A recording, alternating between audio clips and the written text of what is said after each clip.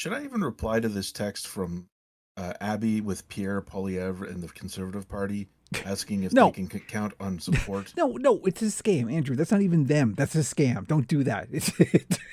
You know what that is. Text Come stop on. to stop. That's fucking We appreciate someone's... that you want to stop. Do you mind if we have a discussion with you about why you want to stop? Jesus, man. Don't ever... Why don't you want to that put shit at Canada all. first? Yeah, no, that's not even a thing. Like, I got a text from Doug Ford, and Margaret was like, don't answer that. It was... It's not him. I can only imagine. It's But not the even... text was, I'm at the door, let me in. Yeah. Well, you know, Let's have a frank exchange of ideas. I can imagine Doug might want into my apartment, but no, that's never going to happen. It's like, I've got all this hash I found in my car. I need to give it to someone. You did just have the place pest controlled. We so did. it's not gonna be There's no anywhere near it. possibility of Doug Ford in That's here. right. It's been deloused and forded. We sprayed for roaches, so.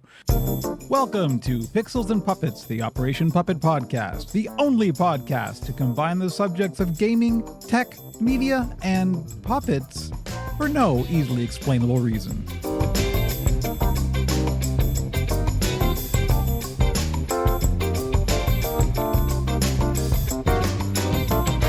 It is April 4th, 2025. You are the internet. I am Kevin Blades. My pronouns are he, him, and this is episode 6 of season 3 of Pixels and Puppets, the Operation Puppet podcast. Joining me are my co-hosts. His pronouns are he, him. It's Jamie, aka Scumboy. Greetings. And his pronouns are he, him. It's Andrew, aka Bat Phantom. Everything's fine. Everything is fine. We're back-ish. Yeah, oh boy. A lot has happened in the past 3 weeks.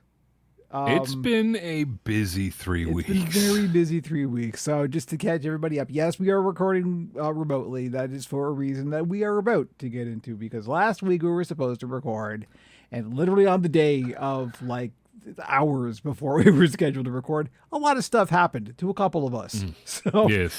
we just went, you know what, let's punt it a week. And then this week happened. And on this week, to me at least, I had some non-trivial dental work on Tuesday, but that's like, you know, it's me, so of course I did. I know there's a long history of me and my dental work for some reason I keep talking about on all of the Operation Puppet stuff, and I really feel self-conscious about it, but it is relevant because it does affect everything else. So it was going to be a filling that may turn into a root canal. So, of course, that's what the serious part was. Now, mercifully, It did not become a root canal, but it did become a partial crown, or a temporary crown, and I'm getting a permanent crown in 2 weeks. So it was still a lot. And that... Yeah, much more than a filling. Yeah, more than a filling, exactly. So that ate up a whole day. That ate up Tuesday. That was my favorite Boston song, More Than a Filling.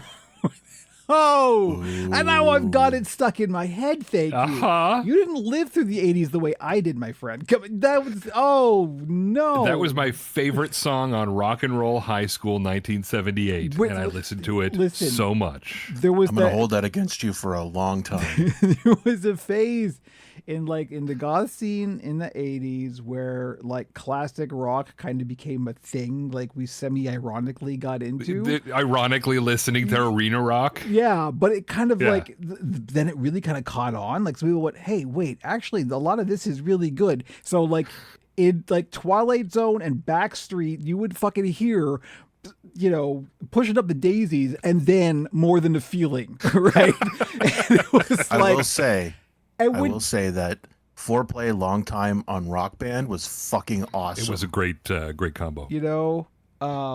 yeah, so I went through a lot of my youth, like, on various and sundry chemical influences. Whiplashing between goth music and being like, fucking yeah, this rocks. This is awesome. And then like, how many Yaz albums do you have? Let me tell you. Whew. So yeah, that was Tuesday. Yes. And then today happened. And today, see, the thing is, we've lived in this apartment for 15 years, it turns out. I didn't even parse that before my wife pointed it out today. 15 years, dear Lord, what is time? Anyway, and we've been very lucky in that we've never had a serious pest issue in our apartment. We've been very fortunate. We've had mini invasions and we always managed to kind of like beat it back. But we know that there's some problems in some units in this building. And so it turns out one of the units that has problems is near us and near enough to us that we're in the containment zone for the contaminant. The abatement envelope. So the fumigators had to come in and like do stuff. And we were just in that zone where it's like, well, we have to treat yours too. It's all preventative. It's not anything like we don't have any pests. So it's, it's just to make sure we don't get them. But it was still important enough that we had to clear out of here and clear out both of our bathrooms and the kitchen, which, as Jamie and Andrew know, there's a lot of stuff in our, we have, in fact, too much stuff, like many people do. We're amateur hoarders, I think, and there's just too much stuff, but we had to move it all and put it other places. So right now, we're functionally back up and running, but we are not in a place where like we could have. I'll use like the picture of the podcast table as the show art for this episode because there's no room on that table. Nary an inch for a roadcaster or a laptop or even microphones. But we wanted to get the podcast. I would have done this myself if I had to. Thankfully, I don't have to because my kind co-host consented that we'll just do it remotely because there's literally no physical room to do the podcast in here. So now everything is fine, and I'm very happy that you guys can. This week is a better headspace than last week. So yeah, well, I'm kicking back with the cocktail now, and everything is fine. We're now in the kind of come down, sanity is beginning to return zone. So yes, so that's all good. How are you both doing, Nish? Aside from the TTC trying to kill me yesterday, okay. This is, you know what? Considering the state of things, okay is pretty good. Right? Yeah, I'm doing better than some. Yes. Andrew, how about you, Andrew? How you doing? That's it. That's where we are, right? We're as good as could be expected under the circumstance. That's the title of the podcast now. Yeah. The Could Be Worse cast. The Could Be Worse. You know what? Well, that solves that then. That's easy. You know what? And that'll look good over that picture too. Could Be Worse cast. Could be worse. All right. I think probably with that explanatory intro, we will take not a real break and we will be back with the Puppet Pit.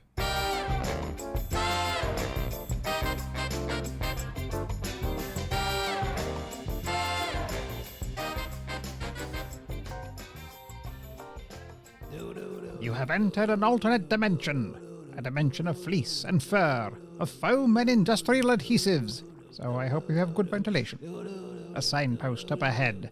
Watch your step. You have just stumbled into the Puppet Pit. Welcome to the Puppet Pit, where we talk about the puppet side of Operation Puppet for the last, in this case, 3 weeks. And thankfully, despite all of the aforementioned stuff, there have been some builds. I've been very busy and hectic, and things have just been off the wall or off the hook. I don't know, hook, wall, whatever off the wall hook. Off the wall hook, of course, like a non-coat. What? That's right. I don't even know what I'm saying. Like a coat that is falling on the ground. Help! What is happening right now? It's a call. This is a cry for help. Things have been crazy, but puppets have been being built. So, in the past 3 weeks, there have been 2 Greeblies, 2 Smalls, and an Ogre. Walk into a bar.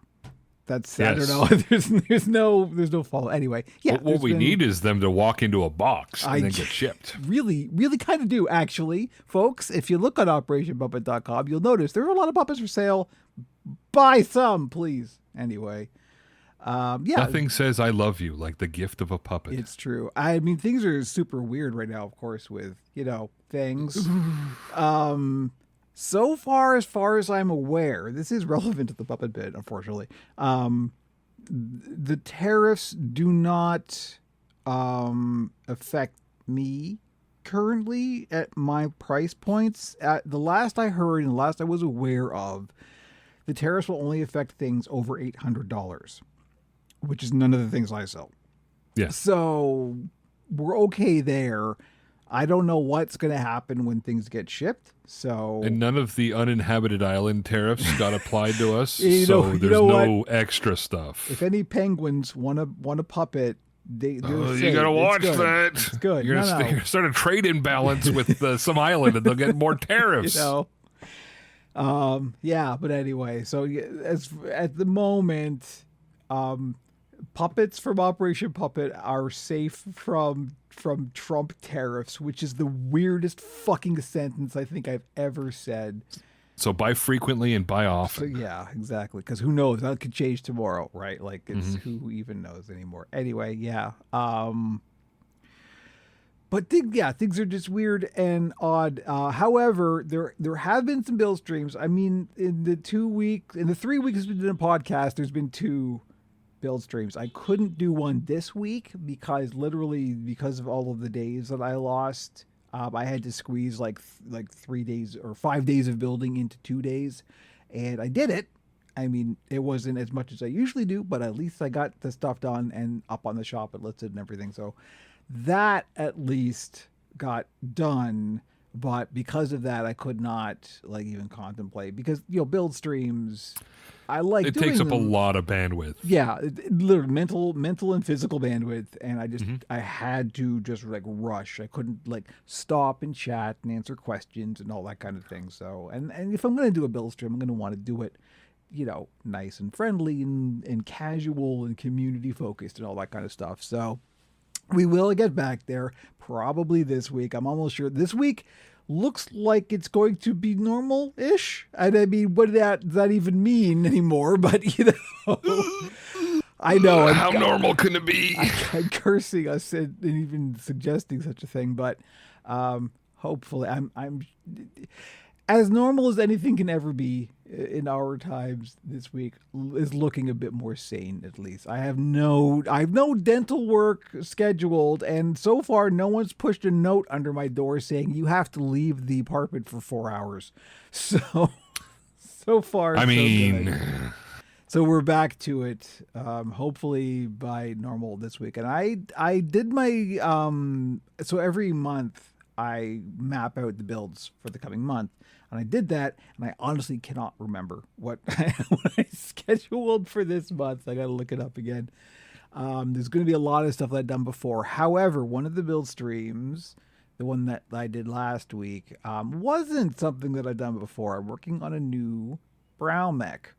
And this was actually a good build stream. And if you're interested in this kind of thing, I would suggest going back and watching the VOD, which is on YouTube and PeerTube, of the last build stream as of this date. Because what I was doing was I'm messing around with a new kind of eyebrow mech for an upcoming build. And I had a theory of how it should work, and I was just testing how that would fit into Skull. But I decided to do that on the build stream, which is not something I would normally do on a build stream.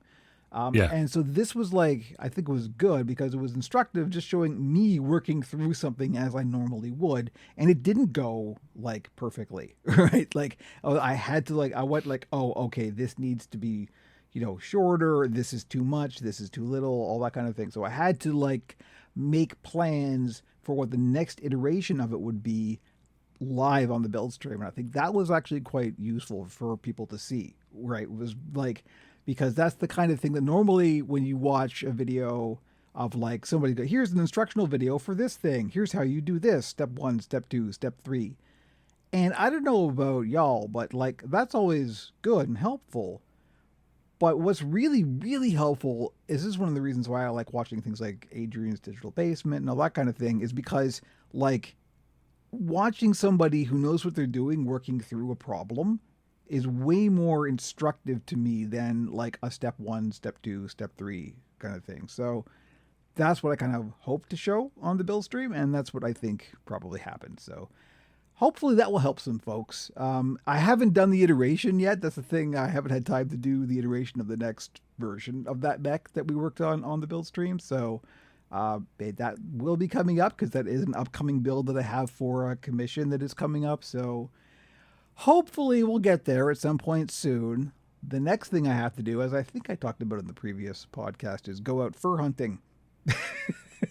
I think we were talking about clubbing seals, weren't we? Yes. Sourcing. Yeah, sourcing fur. Yes. I think it happened between podcasts, but should we mention Adam Krutinger? You're right. It did actually. I know that it happened between podcasts, but we totally missed mentioning it. Yeah, the last podcast. I think it had happened on the last by the time we recorded the last one. But Adam Krutinger, who of course was the great guru of all online puppet builders, including myself. Kind of everyone's first touch point with learning how to puppet make. Yeah, he's been suffering some really nasty. He had a brain tumor, like a really aggressive brain tumor that he's been fighting for like a couple of years now. Well, it finally took the end a few weeks ago, and so Adam passed away. So we did our condolences to Adam's, friends and fans and family and all that kind of stuff. It was really sad and tragic, but let's not forget a life well lived, because boy, there were like absolutely thousands and thousands of people whose lives he improved, including my own. And he's got hundreds of hours of his tutorials available. There's look at the body of work that he's behind, right? Yeah. Like I know, yes, it was a life too short, but a life well lived. Yeah, so absolutely. I could ask for much worse. That's the thing.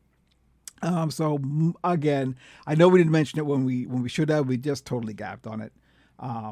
Because honestly, trying to put negative things out of our heads for a while was probably where we're at. But yeah, no, that was very sad. But also, let's reflect on the positive impact that he had on literally thousands of people's lives. Any of us could hope for as good a life as that. So thank you, Adam. Absolutely.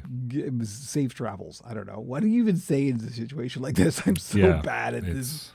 Anyway, that's a good point. Thank you for mentioning that, because I did gap on that last time. Where else? Oh yeah. Okay. Right. Looking at the show notes here. So this also happened last week. We were going to mention it last week, but, so I made an interesting discovery. And I'm not even sure how I found this out. I can't remember. Something came up on a search engine and I looked and it turns out it was still there, and I clicked on the link. So a while ago, as I think I probably announced on the podcast, when Zuckerberg went his full Hitler bullshit, I can't do this anymore. And nothing ever really happened for Operation Puppet on Facebook anyway. So I left Facebook, straight up, requested my account to be deleted. That's all you can do. Thank you. Again, layers and layers of bullshit. But I had to stay on Instagram because I do actually get business from Instagram. We've talked about that before.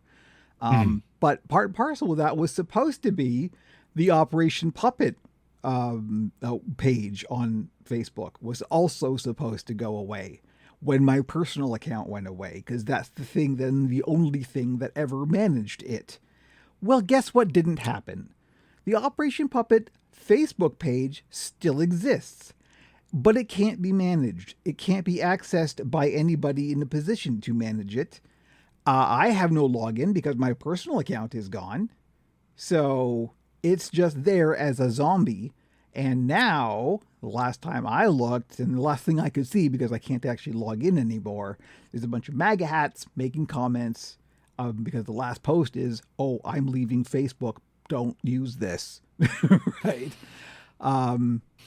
And so apparently I should look up freedom of speech, of course. Yeah. I should literally, one of these fuckers said, do your own research. I want to find them and punch them hard in their Cybertruck. But yeah, so FYI, don't go to the Operation Puppet Facebook page. Don't use it. It is a zombie. I'm going to try and get it taken down, but the chances are I will never even get to a human at Meta, much less have them do anything about it. So it's something going I noticed recently on Facebook is that if you try to look at any Facebook post without being logged in, if you look at like if somebody's timeline, it'll let you see 3 posts, Yep. and then it forces you to log in. The same thing as all of them. They're all like that now. Yeah, the Twitter does the same thing because, except Twitter's is weird because you'll go to a page, and it will look like it hasn't posted in a year and a half. Yeah, they only show you random posts, and they're not even chronological. So you look at it and you go, "Oh, wait. I guess they don't use this Twitter anymore." What are you, a communist? At a glance, it just looks like an abandoned account. Yeah. But if you were logged in, then you could see the actual recent posts. If you go to Cancel or Knitter, you can see the actual timeline. But but if you didn't know that, unlogged in, if anybody looked at it, you would think that there was just something wrong. Yeah. But I just, I thought that was interesting. The Facebook one is also evil. It's all part of the login thing, right? It's like they just want to get you in their platform and keep you there and not let you go anywhere else. Like it's just. I mean, Instagram won't even let you look at a thing. Like as soon as if you're on PC and you click on an Instagram link, it says it's time to log in. Yep. So yeah, that's just a little notification that don't even look at the Operation Puppet Facebook page. There's nothing at the moment that I can do about it. I can't moderate it. Whatever happens on it's the fucking Wild West on Facebook now. So I have no agency to do anything about that or with that anymore. So don't use it. Don't go there. It's bad. Just get off Facebook entirely. Fuck Meta. That's it. Just don't use any of their shit anymore, please. I'm begging you. That's it. That's all there is. So yeah, anyway, that's kind of it for me. Business as usual next week. I actually have a few commissions coming up, which is honestly a big relief at this point, because those are almost always guaranteed sales. So that's a good thing. But yeah, we have a bunch of commissions coming up, and build streams as usual. OperationPuppet.com for all of the links. Join the Discord, all of the usual stuff. And that's kind of it for the Puppet Pit. So I think now that I've done all this talking, we're going to take a quick break and we will be back with Gizmo Town.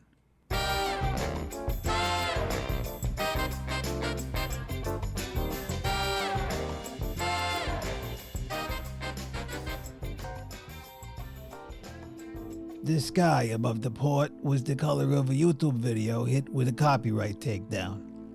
Around the rainy streets, people huddled with neon umbrellas and impractical goggles. Here we fight the corporate arcologies and get excited about phones. Welcome to the mean streets of Gizmo Town.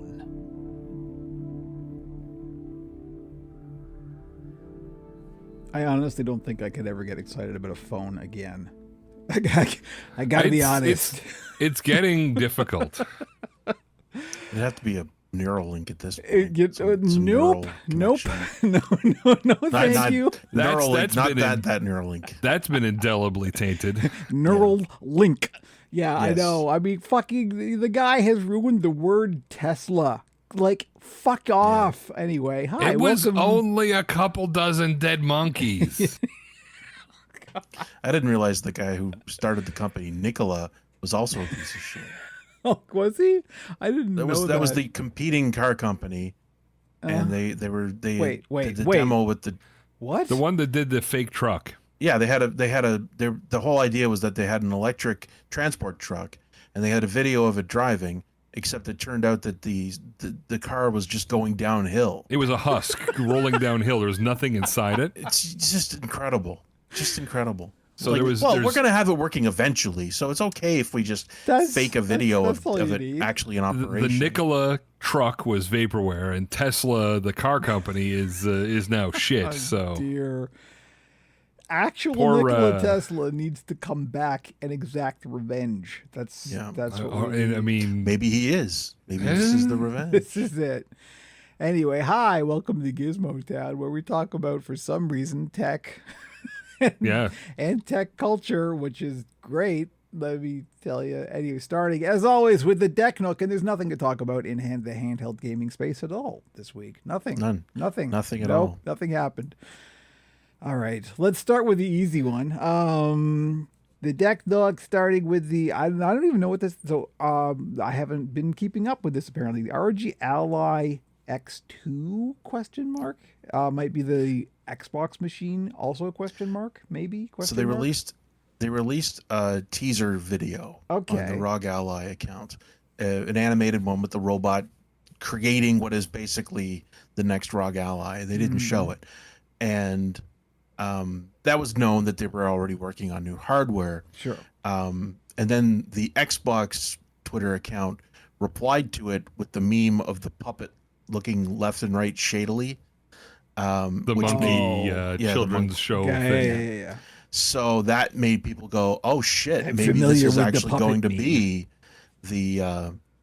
Because there's been a lot of discussion, obviously, about an Xbox handheld, and when that's going to happen, and it's going to happen. It's just a matter of when. Now, they're already running their ad campaign, basically the whole Xbox Anywhere situation. So it's just another Windows machine. So it could just as easily they could just be saying it's another way to play Xbox, or maybe they have pulled the trigger and they actually are doing it. But there's a couple of things about it. There in one of the promo shots, there was their controller that they've made, where the real controller has an Xbox button on it. But then in the promo video, they had removed the Xbox button, even though it's obviously the same controller. So that, of course, led to more speculation. I was like, oh, are they just trying to hide it because they don't want to make it obvious? Or are they legitimately not able to use it because it's not actually being advertised? It's interesting. But I wouldn't be surprised if it was the Xbox. So it's going to have its handheld. own controller, though? No, there's a separate controller that ROG has released. It's just a PC gaming controller. Gotcha. But it has an Xbox button on it. So anyway, it's all still speculation right now, but they didn't even put a date on it yet. So I'm assuming it'll come up pretty soon. But Lord knows, because with the whole tariff thing, it's going to throw all of these plans into chaos. Yeah, who even knows anymore? I mean, but this is the confusing thing, I think, with.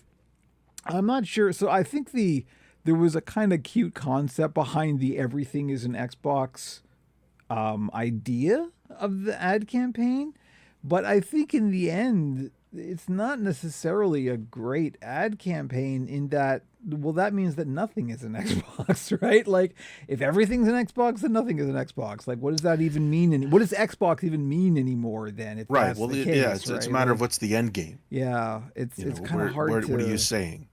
Is this their way of saying we're not going to make Xboxes anymore? Because that ain't the case.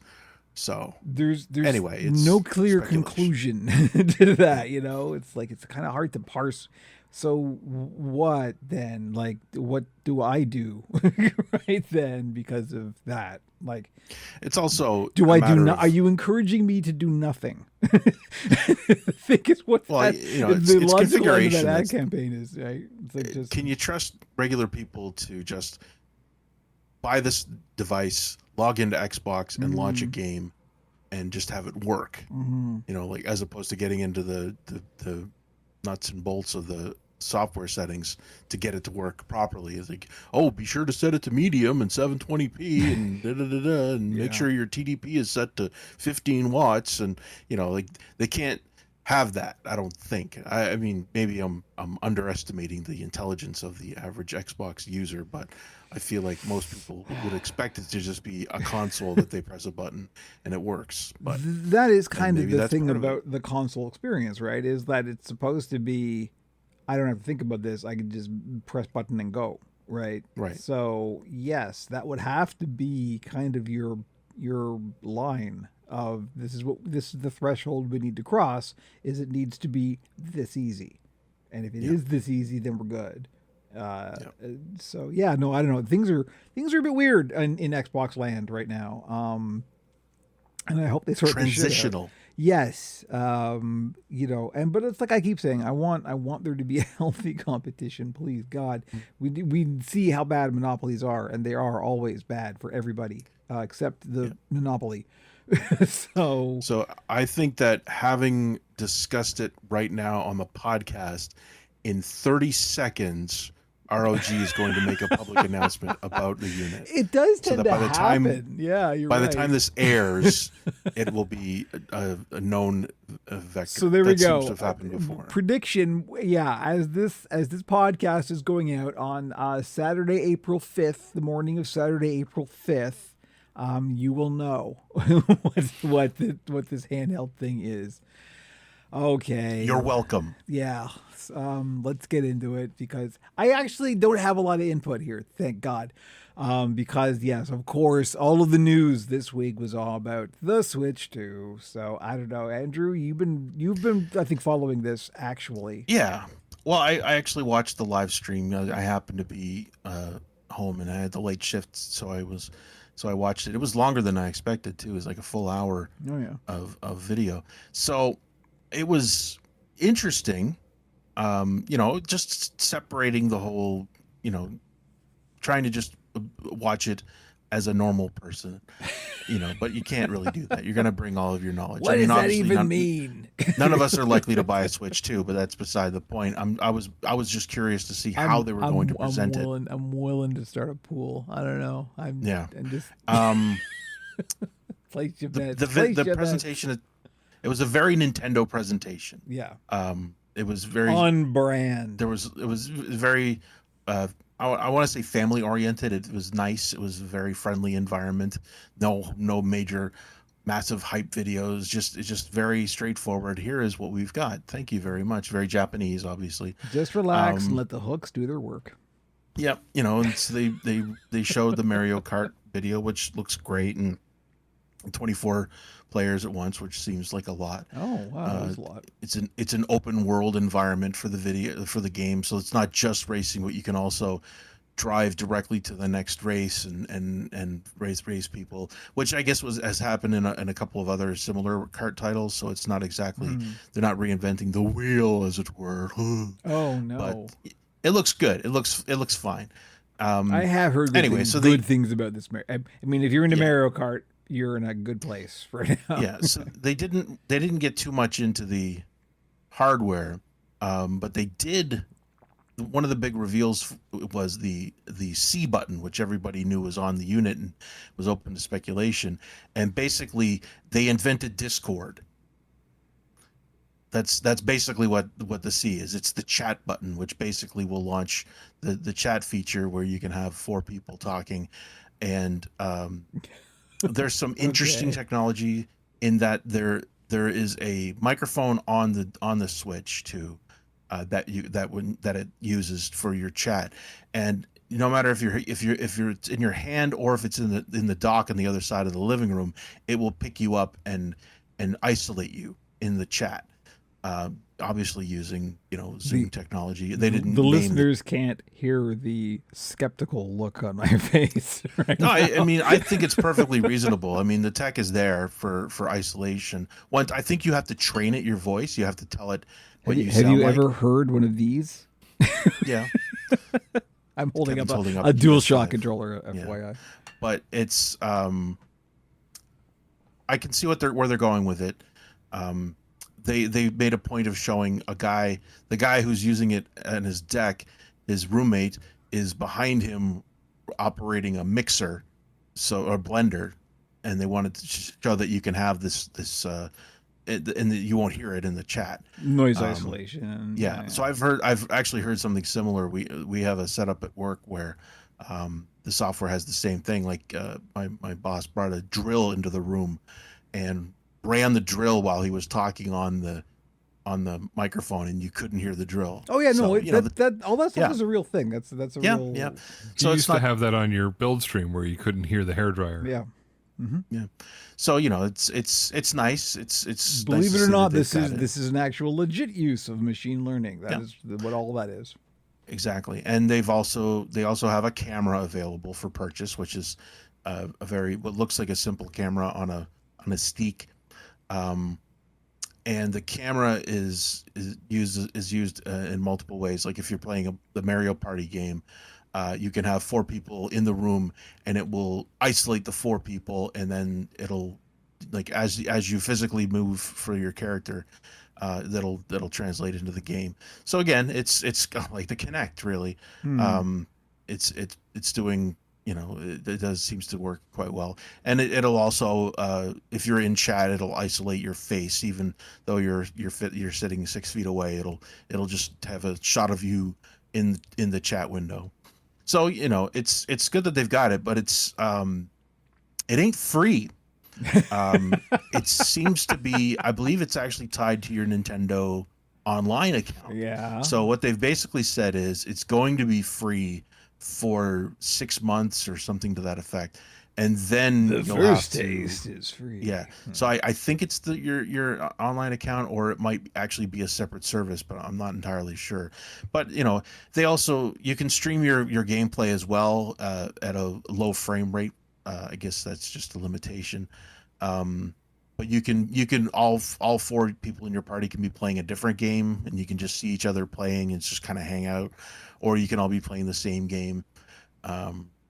So they're finally getting, the joke is that they've finally joined 2017. Yeah. In terms of online usage. So yes, they've been. This sounds this sounds like all the things we were excited about with like the Xbox One generation. Good for you. Right? You're caught up.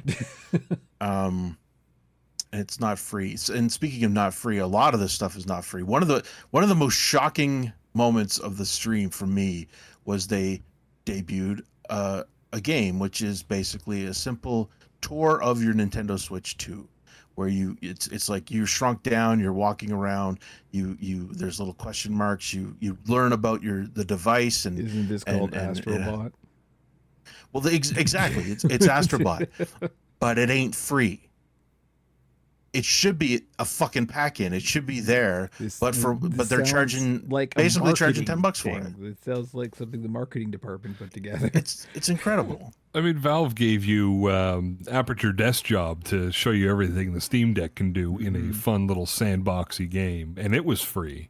Yeah, I think it's still free. There's no reason they should be charging anything for this thing. It should simply be, here's a fun little way to get used to your Switch, and instead they were like, yeah, well, we should probably charge $10 for this.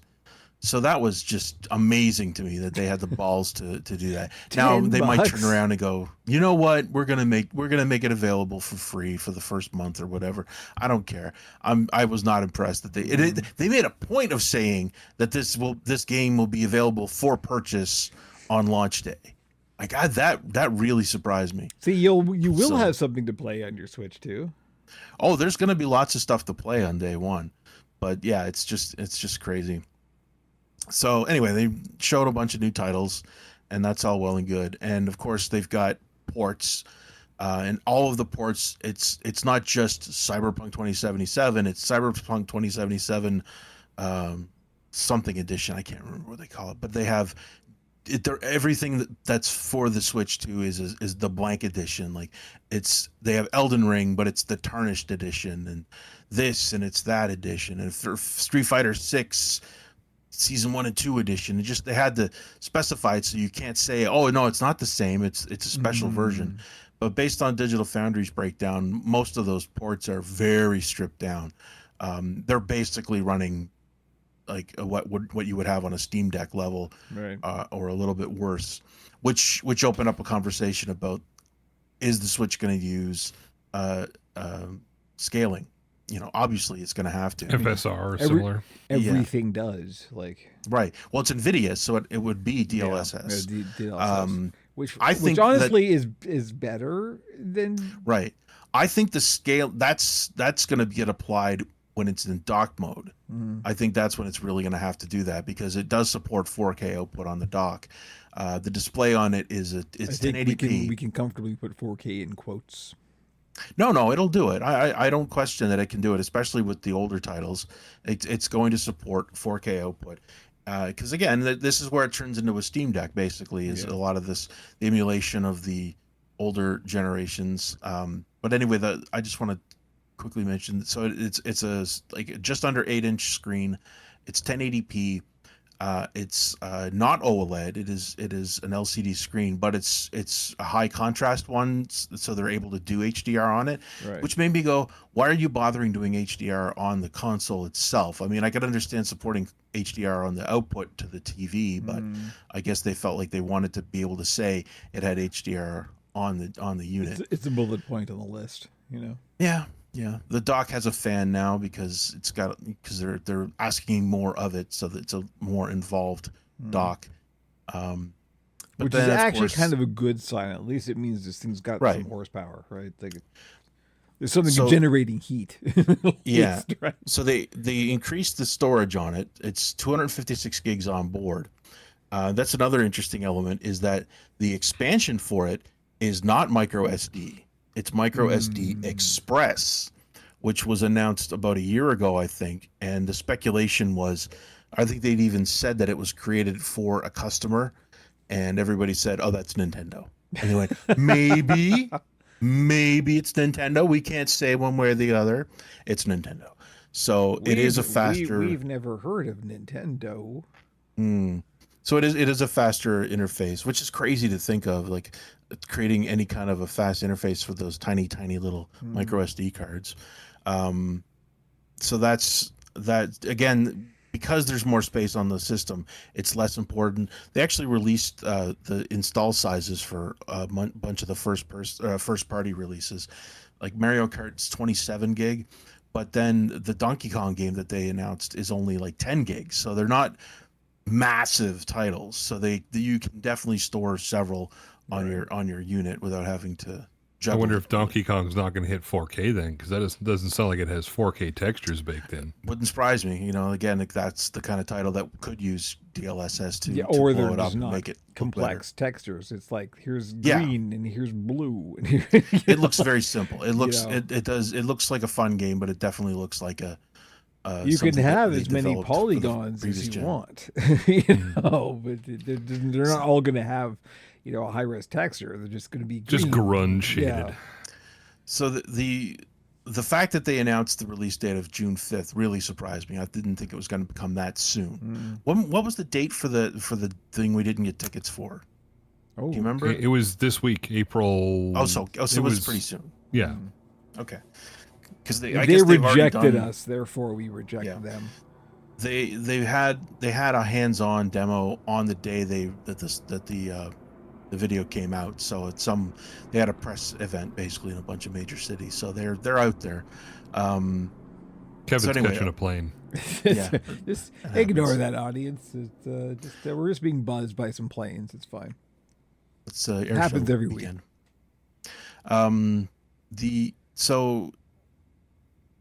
Shit. Do we completely derail your chain of thought? The train here? of thought just went right off the cliff. So, we didn't get into the storage. Nintendo thing. The They announced the date, and you were Right. surprised. Yeah, the date was a surprise. I don't think anybody was expecting it to come that soon. Now they've Everybody already was said, expecting it much sooner. What are you talking about? Everyone's been like, for fuck's sakes, announce the damn thing, will you please? well, the announcement was one thing, but it was okay. I thought it would be announced for a fall release, but obviously they've got enough hardware on hand.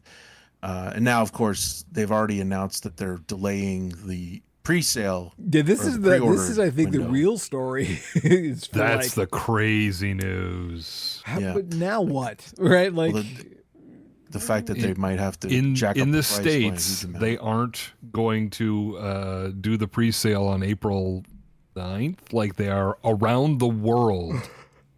And they have to evaluate what the price could be. And the pricing is interesting too, because the Japanese version's like $200 cheaper than the North American version. That's but it's really also weird. region locked. Yeah. So if you got it, you have to have a Japanese Nintendo account and get Japanese games. Yeah, you ain't going to be importing it. The speculation is the yen is so soft right now, they're having to cut huge deals for the local populace, whereas Yeah, that makes it's sense. $620 in Canada. Yeah, that was the other surprise. Was at no point in the stream did they announce the price, Yeah. which was a little surprising when it was over, and then it quietly got. It was part of the press release, I guess, afterwards that they They said the just price straight up down. put it on the Nintendo store. You can go to the nintendo.com/ca and look at the pricing. So that was, obviously it's much more expensive than people were hoping, which is definitely going to affect the casual purchase. I mean, prices and then if it has always to get, go up, right? There's that. yeah, and if that's it has not to have another surprising. 30% added, Yeah. they're fucked. So, and then on top of that, the other price announcement that everybody was super excited about was the new price of games that Nintendo has decided, which is shocking.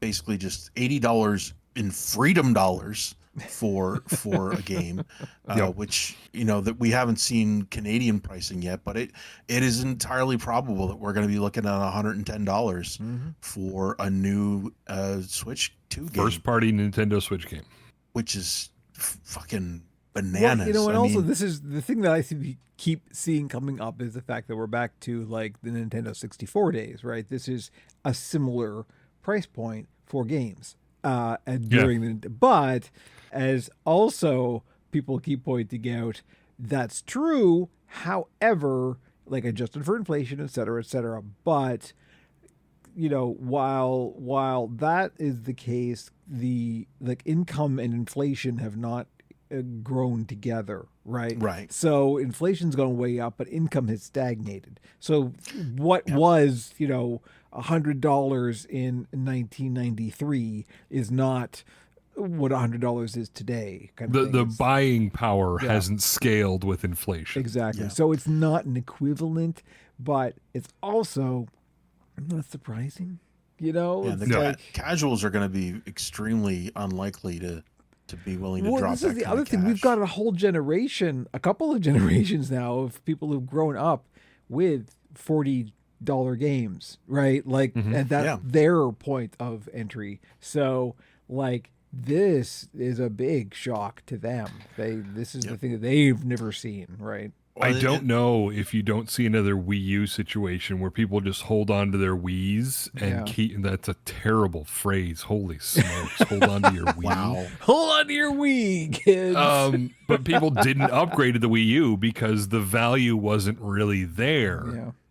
And there was a huge install base of. I was one of there was 8 a huge install base of Wiis.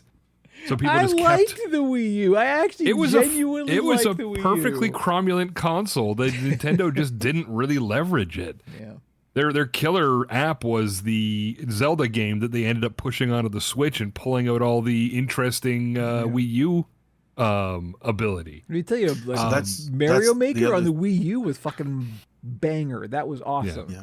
Anyway, but I wonder if you see a very slow uptick of Switch 2s with everyone just holding on to their already paid for Switches. Well, that leads into the other issue. Yeah. The other element is the upgraded versions of some titles that will be on the Switch 2.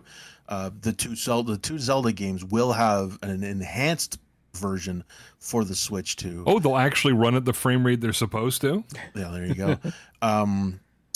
What's interesting is they basically said that the upgrades will be charged, which is understandable. I mean, PlayStation did it with PS5. Sure. Yeah. Over the PS4 versions, it was usually like a $10 charge. But if you don't want to upgrade, can you still run the old versions? Is your library backwards compatible? Is the question. I believe you can. Yes, they have a site up now about that. At least isn't so bad. Then. So you can play the Switch version on your Switch 2 without paying for it. Okay. But if you want to have the enhanced version, you have to pay for it. Sure. They have also said that some titles, and for now, I believe it's just the Zelda titles and Mario Odyssey. If you are a Nintendo Switch Online subscriber, Nintendo Switch Online Enhanced subscriber, then you can get those upgrades for free. Wait, is that more expensive than Switch Online? Well, it ain't cheaper. Oh, that's a whole other thing. So if you're not aware, I never even heard of this. There is Nintendo Switch Online and there's Nintendo Switch Online Enhanced. Now, what they added for the Switch, I didn't think I could get more tired. I just got more tired. There is an N64 emulator that's part of the enhanced version of the Switch, and so to tie into that.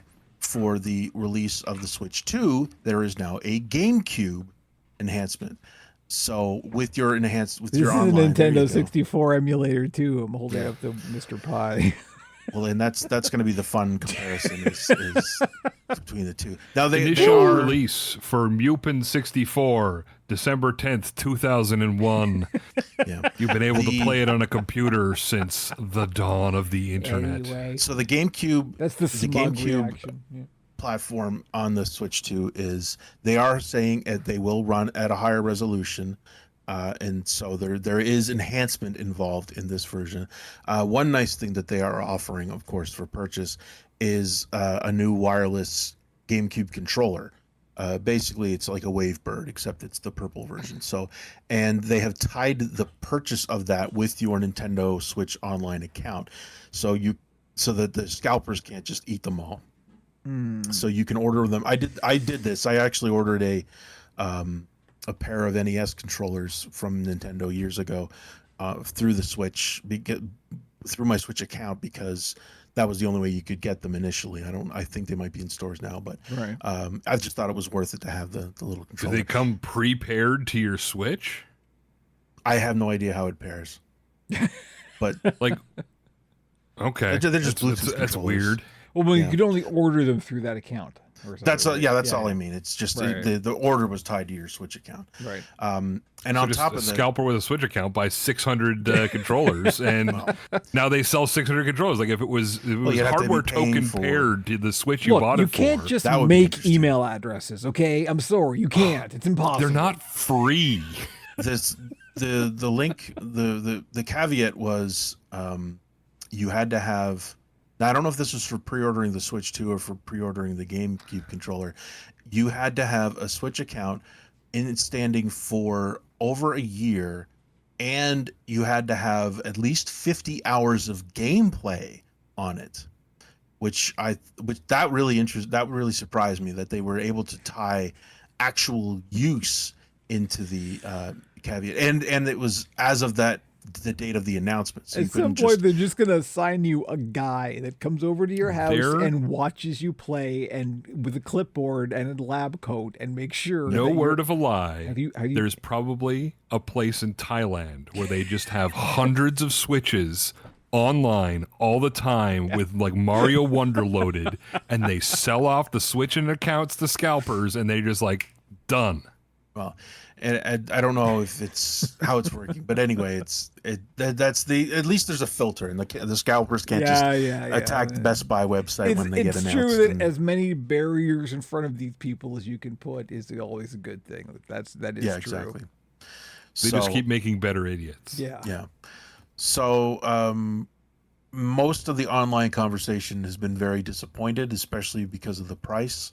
The titles that they announced look fine. From Software announced a new game, which is basically Bloodborne, but it's a PvPvE. I mean, From title. Software makes one game and they reskin it and call it something else. And Pretty much. And then Like not just invasions, but like active PvPvE. yeah, that's how they're pushing it. So it is a multiplayer game, but it looks great visually. I mean, it's like in a Victorian setting because there's the Big Ben is there and Liza P, there's then. vampire characters and stuff. It looks weird, but I'm sure it'll be great. And it is Switch 2 exclusive, so that was the only non-Nintendo major announcement that they were able to drop on that one. So yeah, I was definitely not compelled to immediately order one. Nothing about that made me go, I need this. Especially all I have to do is look at my playtime on both of my. Actually, no, I lied. How do I have 3 Nintendo Switches? Do I just have 2? No, I sold. How did I get 2? I don't remember why I had 2 why would original you ones. have? Well, because there's a smaller one. Did you get? No, I didn't Did get you the get light. you get the OG? You got the OLED, and you got the small one. That has No, to be the I only have the reason why you original- would have 3. I don't remember the situation, but I still have the OG one. I think the one that can actually be not hacked. What is the term? Modded. Jailbroken. Jailbroken, yeah. Mod- Well, it's not mod- even a jailbroke. You have to. Modded. It's not even a modded. So you it's- have to. it's just a weird You have to little- special boot it every time you want it to go into your sandbox. Well, that And- is, and that the is OLED. jailbreaking. That is. Yeah. But again, it was always like everything else I do. It was for just in case.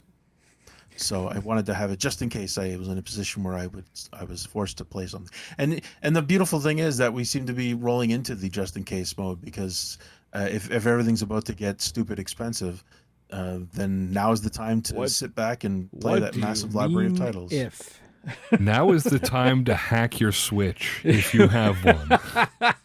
yeah, there is So- one Switch in this house, and it is an OG. So So it should Also- have the surgery. yeah, I don't play any Nintendo games, so no, Not even on my radar. Like I literally didn't even know this announcement was happening this week. So Yeah. I'm glad. So it's a big deal that they announced that it's out there now. So and as a piece of technology, it doesn't it ain't changing the game. It's an upgrade. It's a very expensive upgrade for what it is, and maybe its existence and the price point will make a lot of people go, maybe I should get a Steam Deck. Well, that's I've always wanted to get into retro emulation. That's kind of the thing where we're at. It's like, I almost wonder if, because, a lot of people, myself included, are kind of going, Valve, you need to move. You go do something, anything, because the Steam Deck is showing its age big time. And like everybody else is doing stuff. You need to, Valve, Gabe, are you there, Gabe? Can you hear me, Gabe, please make a noise. Hold a mirror in front of his nose. Anything, Gabe, please. But maybe they're smart. You know what I mean? Maybe this is like, they're like, no.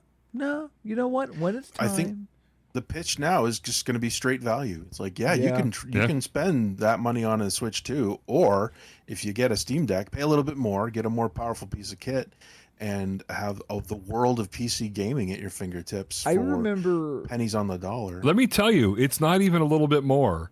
$499 for the 256 gigabyte LCD Steam Deck. Mm-hmm. Canadian. Yeah. Jesus. Yeah. So it's $200 cheaper than a Switch with Mario Kart. Holy cow. And you've got a Steam Deck. It's not the OLED. It's about the same price as the Switch with Mario Kart for the OLED. I upgraded the hard drive myself. Yeah, same. It's 256. It's even better because I got the 64 gig one. Or you just get a 64 gig and slap I think that's a micro SD card, then you're set. But I mean, you're $200 cheaper, and you can play an entire Steam library on this thing, basically. Yeah, that's going to be the real impact of this. Is going to be the number of people who have said, I need to look into getting a Steam Deck this week after that announcement that I have seen with my own eyes is quite large. That's a really interesting angle on this thing. I remember years and years ago, golly, I mean, this is just as we were coming out of the 486 era. I remember thinking about this because I remember playing X-Wing on my 486, and it's like, wow, upgrading your computer is really expensive. What about people who can't afford to upgrade? And I started thinking about well, surely at some point there's going to be like a market or like at least a following of people who just don't want to or can't upgrade, but they still want to play games. There has to be something for them. And we're kind of now at that point, right? Where it's like, well, yeah, everybody's into gaming, but now the price point versus people's disposable income is crossing this threshold where it's just like unfeasible for a lot of people, myself included. So it's like we don't have a choice. We want to be in this space, but we have to make old hardware do more, right? And so maybe Valve is smart to just sit on the Steam Deck as it is, because you know what? While it's not great, it's good enough, and good enough is probably good enough for most people, right? Yeah. Like that's good the thing. Enough to run Switch games. Hey-oh! Yeah. Well, I think the big Achilles heel right here, and I mean, I think Will Smith was talking about this in a more recent tech pod, was like, it's the Epic games and like the easy anti-cheat situation with big multiplayer games on the Steam Deck and Linux that is one of the big Achilles heels right now, because like, you got a kid who wants to play Fortnite, they don't give a shit about playing on the latest hardware. They just want to play with their friends. So if you could buy a fucking Steam Deck and hand that to them, and there you go, there's your Fortnite machine, that would be great. But you can't do that because you can't play Fortnite on Steam Deck. If that they can still play it on their Switch. True. But that's the thing. Switch One. Yes. But that is the thing, right? Like, we are now at that point where it's like people just want an easy entry point and to not have to think about it. And unfortunately, we're at this weird transitional point where it's like, well, you do have to think and fork out money and a lot more money than you expected. So maybe it's not worth it. So people are going to try and make do, right? And who knows? I mean, it's a weird situation right now, but I think there's an opportunity for people, like the Steam Decks of the world, that this is a time to like just double down on being the affordable option, because people are going to be looking for that. So I just filtered my Steam library by verified and playable on the deck. Yeah. And I have 770 games that are verified and playable on the deck. Yeah. This is not even including the ones that do run with minor hiccups that Valve hasn't upchecked.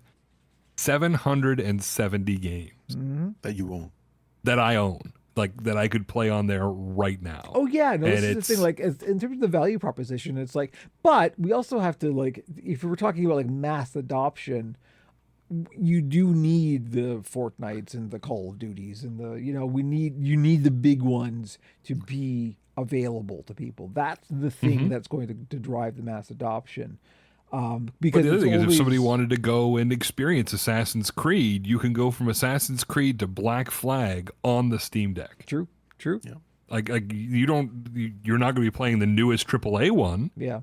But you could go and experience. Although, aren't you? Because apparently it is. I'm certain it will. I don't own it. No, that's why it doesn't show up. I have it on PS5, but apparently it got Steam Deck verified. So yeah. So I mean, it's there. That's why I don't see the other ones too, because I don't own them on Steam. But that in itself says something. It's like it Steam Deck support is important for people at least are aiming for it. Some people are aware of that, right? With dev costs going through the roof, and it's going to take a while for this to play out. Yeah, they're going to, if they start spending less money on games, which means that they're definitely going to be less graphically intensive as a result. They're that much more likely to run on a Steam Deck for years to come. And there's new quite a large install base already. Right. Yeah, and GTA 6, that's going to be an issue. But I mean, if people want to play that, they can play the console version and be done with it. You know, it's not going to play in a Steam Deck, but that's fine.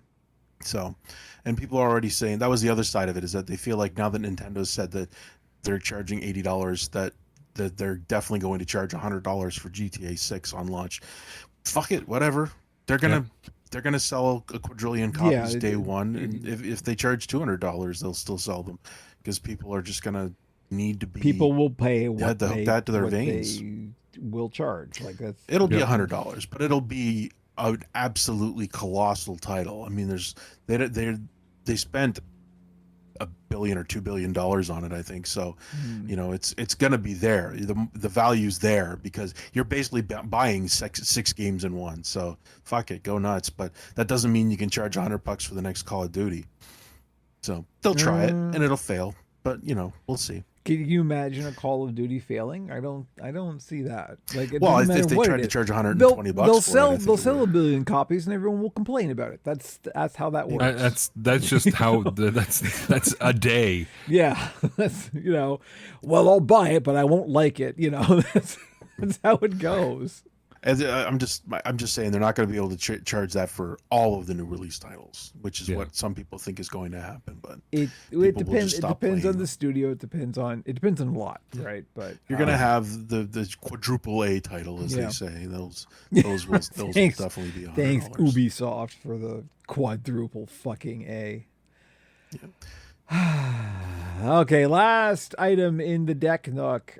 This was from last week, but it's still relevant because this is good. Speaking of alternatives, the Linux kernel 6.14 has been officially released, and the good part about this is it includes the NT something driver.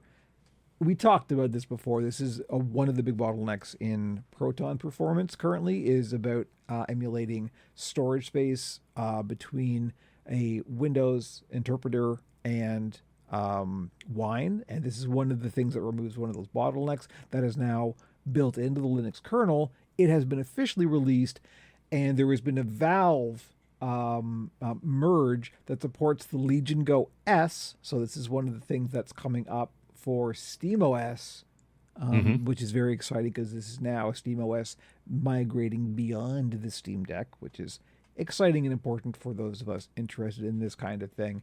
It is not the seed change. It's not actually going to, like, you're not going to notice it that much if you're on Linux. You will notice it a little bit.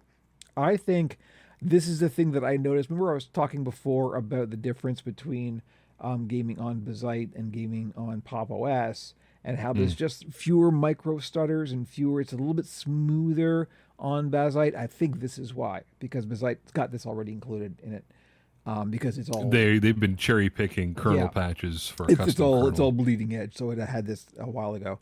I mean, as soon as Pop brings in 6.14 for their build, you'll probably see a lot. Well, Pop also has to go to Wayland, and that's not going to happen until the Cosmic Desktop, which is in alpha already. So it's still coming.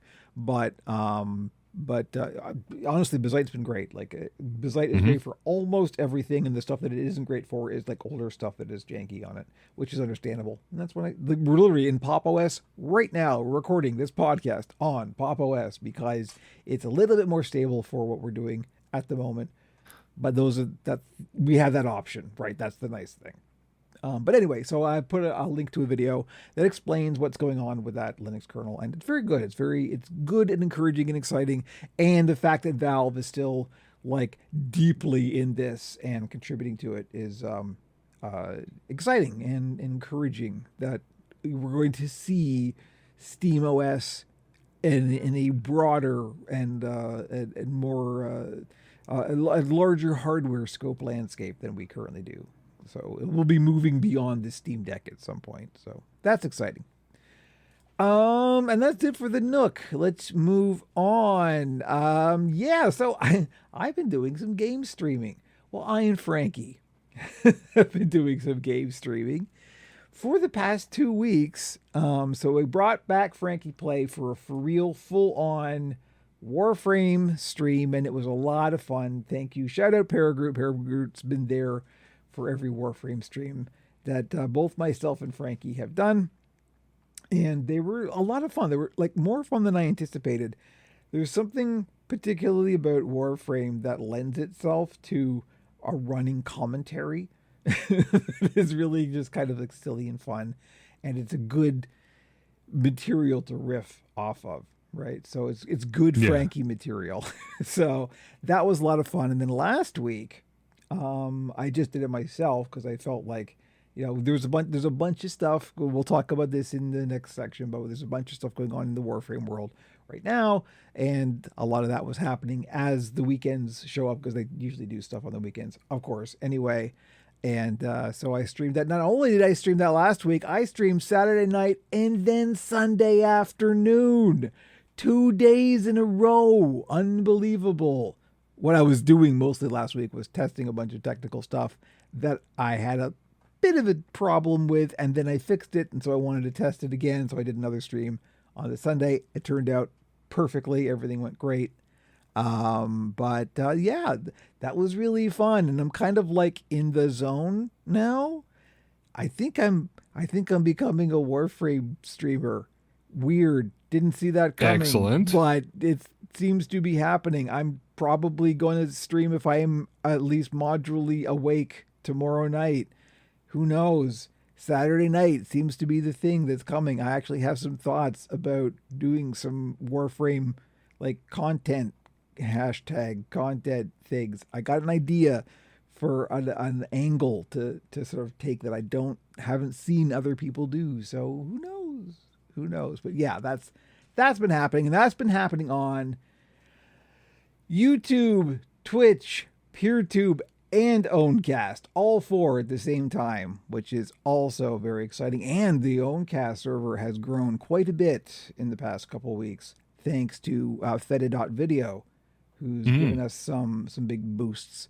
It like quadrupled the number of followers in like 2 days, which again, that's how the Fediverse rolls, just word of mouth, and suddenly things start popping off. So it's good. This is what I was saying to Jamie beforehand. Yes, things are in the shitter right now, but there are small things that each and every one of us can do to try and improve our lots. And things like this are among them. The fact that I can run my own damn streaming server and have people join, and it's not a lot of people, but they're all actual people who appreciate what you do. That's good. All of that. It feels good. It's good to do. It's positive. It puts something helpful and fun and lighthearted in the world. And I think that is something that we could all use a little more of currently. So Absolutely. Is it okay to have bots in your channel if they're all super positive though? You know, if they're complimenting your skill, you know what? saying Sure, how much fun they're having. Sure. Let's. You know what? If they can, you know what? There's the fun. There's the fucking. That's the new Turing test. I've got it. Okay. If you can keep up with Frankie, if fucking ChatGPT can like go toe to toe with Frankie, I'm sold. I'll buy stock, Sam Altman. You got me. That's it. OpenAI, I'm there. If you can keep up with Frankie, you got it. That's the line. We found it. We found the entry point for Kevin to believe in no fucking OpenAI. There you go. Yeah. Okay. Anyway, let's move on. This week in shittification, this again is last week's news, but we're gonna cover it here because, well, we haven't gotten mad about anything in at least 5 seconds. GPT 4.0, is that 4.0 or 4.0? I don't know. What is it? It's 4.0. 4.0. Oh, okay. 4.0. Can rip it. Okay, Andrew, you got to clear this up because we don't know because we're white and stupid. Is it Ghibli? Ghibli. Thank you. Okay. I do know what this is. I do know Miyazaki. I've seen Princess Mononoke, okay? No, I don't like anime, but I have seen and did like Princess Mononoke. So his stuff is different. It's true. So yeah. And he also hates anime. Yeah. No, he hates AI. But he says anime was a mistake. Really? Yeah. Okay, fuck it. Let's go. You and Miyazaki, we're homies. Let's go. Because so what GPT 4.0 put out there like Ghibli filter or some bullshit that like can make things look like they were drawn by Miyazaki, and I don't even know if it was an intentional filter or if people have been trying it every generation and then now it actually works. So it just became the most clever thing you could do was to Ghibli up something that already exists. So one of the first things people popped in there was Lord of the Rings. So they took sequences from Lord of the Rings, punched it into the system, and had it make a Ghibli version. And everyone was like, "Oh my God, this is the future! Look, this art. is everything." You know, like all the animators are now out of jobs because forever we're just gonna. Anytime you want to watch a movie, you just have to punch it into the chat bot and it'll give it to you. Oh my God, this is amazing. As long as you don't mind a series of disjointed stills, sure. I just really hope that the Ghiblis were on the fucking phone with their lawyers to have a little conversation about, hey, I wonder how they got all this. That would only mean anything if laws meant anything. I mean, well, that's part of it. Tangentially related. The current trend in Chinese Red Note videos is people reenacting AI videos. So there's one where this one guy pushed the other guy, and the other guy flew and orbited around him, and then came back into frame, and he had a glass of wine, and the other guy suddenly had ramen and was eating it with a way too big, like they were really leaning into the hallucinations that happen when you ask AI to animate stuff. So people are reenacting AI hallucination videos, and it is amazing. It actually brings some kind of charm to these videos. We found how to make AI art. This is it. Is have people reenact it. It's to make fun of the AI part of it. I'm gonna find that, put it in the podcast. All right, yeah. Anyway, it was just pathetic how everybody was like, "Oh my God, this is the greatest thing ever," and people just don't want to think about the impact. They just. I mean, there's obviously a lot of people. It's always the most uncreative people who think this is the thing, right? Exactly. It's the people who don't have any fucking talent and no patience to learn anything. The art. Yeah. So now anybody can be an animator. It's like, no, man, that's not how this shit works. Anyway, it was just everywhere, and it seems to have already. I think they actually turned it off. I think it got to the point where even Sam Altman went, okay, even we've though he had has it as fun. his profile picture. Right. But Well, you yeah, know why, right? Because that well, shit every time- burns money. That stuff, Exactly. that, like every fucking query loses them He's like, money. I got so much exposure for this. Also, it probably cost me $40 billion, and also 17 lakes are gone. So someone But it was worth tweeted, it. if you've made even $1 off your art, you're doing better than OpenAI. Yeah, Yeah, yes, Jesus. exactly. I mean, you know, and Zitron's got lots of receipts about like they're like for every they burn, you know, $10 for every dollar they make. Like it's just stupid. Everything about that is stupid anyway. That's a thing that exists. Also, email exists. I'm trying a segue. It's not working. But should email exist? But, you know, well, this is the thing. So I was listening to a couple weeks ago. Brad and Will made a tech pod, of course, because shout out to the tech pod crew. We love them. And they were talking about, like, you know, Will has started a newsletter about basically kind of what we always talk about with, like, how do you deal with this shitification thing, right? But also trying to bring like a positive, like I'm trying to do something about it. I'm trying to empower myself to be able to navigate this space because I still love tech. I still think tech is interesting and cool and fun and can be. And let's see what we can do to keep some kind of agency in all of this. And so I'm into that, right? That's my thing. So one of the things that has been, like, of course, the backbone of everything for a very long time has been email, but it's also been something that, like, for a long time, just email was just Gmail, right? That's what email is and was. For a lot of people, it still is. For me, it hasn't been for a long time. And I got off of Gmail, like, oh gosh, I don't know. I can't even count how many years ago I stopped using Gmail because I always recognized that, like, I want my own domain for my email account. And for a while, Google was being very generous with their, like, Google domain stuff. And, like, so I was able to run my own domain, my own email address, but through Google. Same. And then at one point, they were going to charge, but then they grandfathered the old people in, and then they took that away. So that's when I was like, well, I literally can't afford to do this anymore. So I have to find another solution. And for the longest time, I've just been running it on, like, whatever pop /IMAP service comes from my web host provider. And that's been fine. And it's, you know, it's your good old fashioned email servers. But the important thing is that, like, I at least own my own email address, right? Like, I own that domain. If Google ever decided, like, if I had like my most important email address was my Gmail address, and then Google ever decided nah, or ever decided, hey, pay us, then I'm screwed, right? Like, there's nothing I can do. But if I own my own domain, I can always just move that email somewhere else, and then I've still got access to it, but, you know, the control is in my hands. And I recognized that, thank God, at least quite early.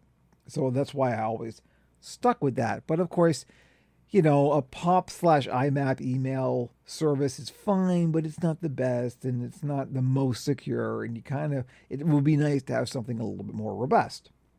Well, on the recommendation of a lot of people from the TechPod Discord, who are very technical people, who recommended that everybody try out Fastmail as a solution. So there are several like email provider, you know, solutions around. You know, Proton's one of them, but Fastmail has been another one that has a lot of good buzz around it and a lot of good rep around it for being, you know, privacy focused. You control your shit. They don't sell your data, like all that kind of good stuff. But there's nothing quite like Fastmail. Like, you can literally have an unlimited number of domains connected to them, and it will, like, sort of filter and manage it all. And it's very much like basically just running your own Gmail, but you have control of it. You have control of your domain and all that kind of stuff. And it's not expensive. So I decided to give it a shot, and they have like a 30-day free trial or whatever. So I started using it, and it's really fucking good. Like I was so pleased that like on day 3 I went, nope, I'm buying this. So I got like 2 years of, and it was like, I don't know, $140 or something like that Canadian for like 2 years worth of unlimited email hosting for an infinite number of domains. Like it's all very, very good and very robust. And now I have, push mail, and I've got all my like calendars and contacts and all of that kind of stuff all synced up. Web apps, I've got the phone app, all that kind of good stuff. I've got notifications, everything you could want for an email manager I now have through this service on a domain that I own. And it's real good, and it's not beholden. I'm not beholden to anybody. I'm not beholden to Google. I'm not like, this is my own thing. And it's really good. So I can recommend Fastmail as a solution. If you're looking for an email solution, and I recommend not relying on Google for anything really, but particularly not for an important email address. This is a very good option, and it's not expensive. That was like literally 140 Canadian for like 2 years of continual service, and real good. So I'm pleased with Fastmail. I haven't, unfortunately, been able to switch over the Operation Puppet account to that yet, because things get a little complicated with the Operation Puppet site, because it's a WordPress site that is on a different web host. Email authentication is a very complex subject, particularly when it comes to like having like verified domains. There's a whole bunch of like, there's different kinds of like A records and text records that have to be authenticated through like keys and a key pair combination and stuff. There's the DKIM records and all this like really weird complex stuff. And it's a little bit tricky to get that stuff set up when it comes to like having the WordPress. I need to be able to have my WordPress site, operationpuppet.com, be able to send email. That's the kicker. I can, if I just wanted straight up email, I could do that, no problem. But it's having a domain, like a website that's hosted on a different web host than the email server is hosted on. That's where things get kind of weird and complex. I'm still sorting through that, still figuring it out. I really want to move everything over to Fastmail because I have the option. But right now, all of my kevinblades.com email and all the pixelsandpuppets.com is going to Fastmail. I'm still working on getting the Operation Puppet email stuff moved over. So if things get weird on the Operation Puppet website, FYI, for email, or the website itself gets a little weird, like it did this week as I was moving around some DNS stuff, that's what I'm doing. I'm working on the email server stuff. So everything is fine. Everything will be working eventually. It just might get a little weird for every now and then. But it's worth doing, and I feel really good about it. So that's my little de-shitification tip for what you can do to take control of your digital life a little bit more. So if you're an utter mad person, you can also host it yourself. I use a Docker Compose stack called MailU, and since I manually control all my DNS and everything for my box, I've got all my DKIM and anti-spam and everything else, and then all my domains I've just added to the admin interface for MailU, and I've got a nice little web interface for accessing the different accounts. I've got them on my phone. Jamie knows a lot more about network admin than I do, because he's a professional and I'm not. and I don't recommend this as a good solution, but it is pretty turnkey because it pulls down its entire stack itself. Yeah. The only problem is that the same box, for some reason, started deciding to pull in SendMail, which we kept part of the Docker stack from coming up. So I had to completely annihilate that package. But among the things you can do for self-hosting, and as a self-host enthusiast and advocate, I can say that if of all of the things you can contemplate for doing self-hosting, email is one of the trickiest and one of the ones that if you get it wrong, it can go really wrong. So if you want to self-host email, absolutely try it, but be careful. Be very wary. Yeah, I couldn't host my own SMTP. I have to use I believe SendGrid. Yeah, I've got All a free SendGrid account because I don't send much. Sure. So I have to use SendGrid because DigitalOcean droplets are used a lot for spam. Yeah. So a lot of anti-spam houses just don't trust the IPs, period. Sure, yeah. And there's no way you can remediate it because it's in the DigitalOcean IP range. Gotcha. So I just use SendGrid So any of those as my... PKAM records don't do anything for you because they're all... So as soon as I switch to SendGrid as my outgoing mail, and then it shows up in MX Toolbox. If you're going to self-host, learn to love DNS Tools MX Toolbox because it will test everything. Yeah. And it'll let you know where things are falling down. Yeah, that's the bridge too far for me. I'm not crazy enough to host my own email. That is the one thing I won't do. So it's like, at least then there's something like Fastmail, and I can attest to the fact that so far Fastmail has been fantastic and every bit the advocate for the kind of web that I want to see. So far they've been great. So there we go. I think it'll be the web you want to see in the world. There you go. I think that's it. Okay, I need a drink. So we are going to take a quick break, and we will be back with Pixels and Tokens.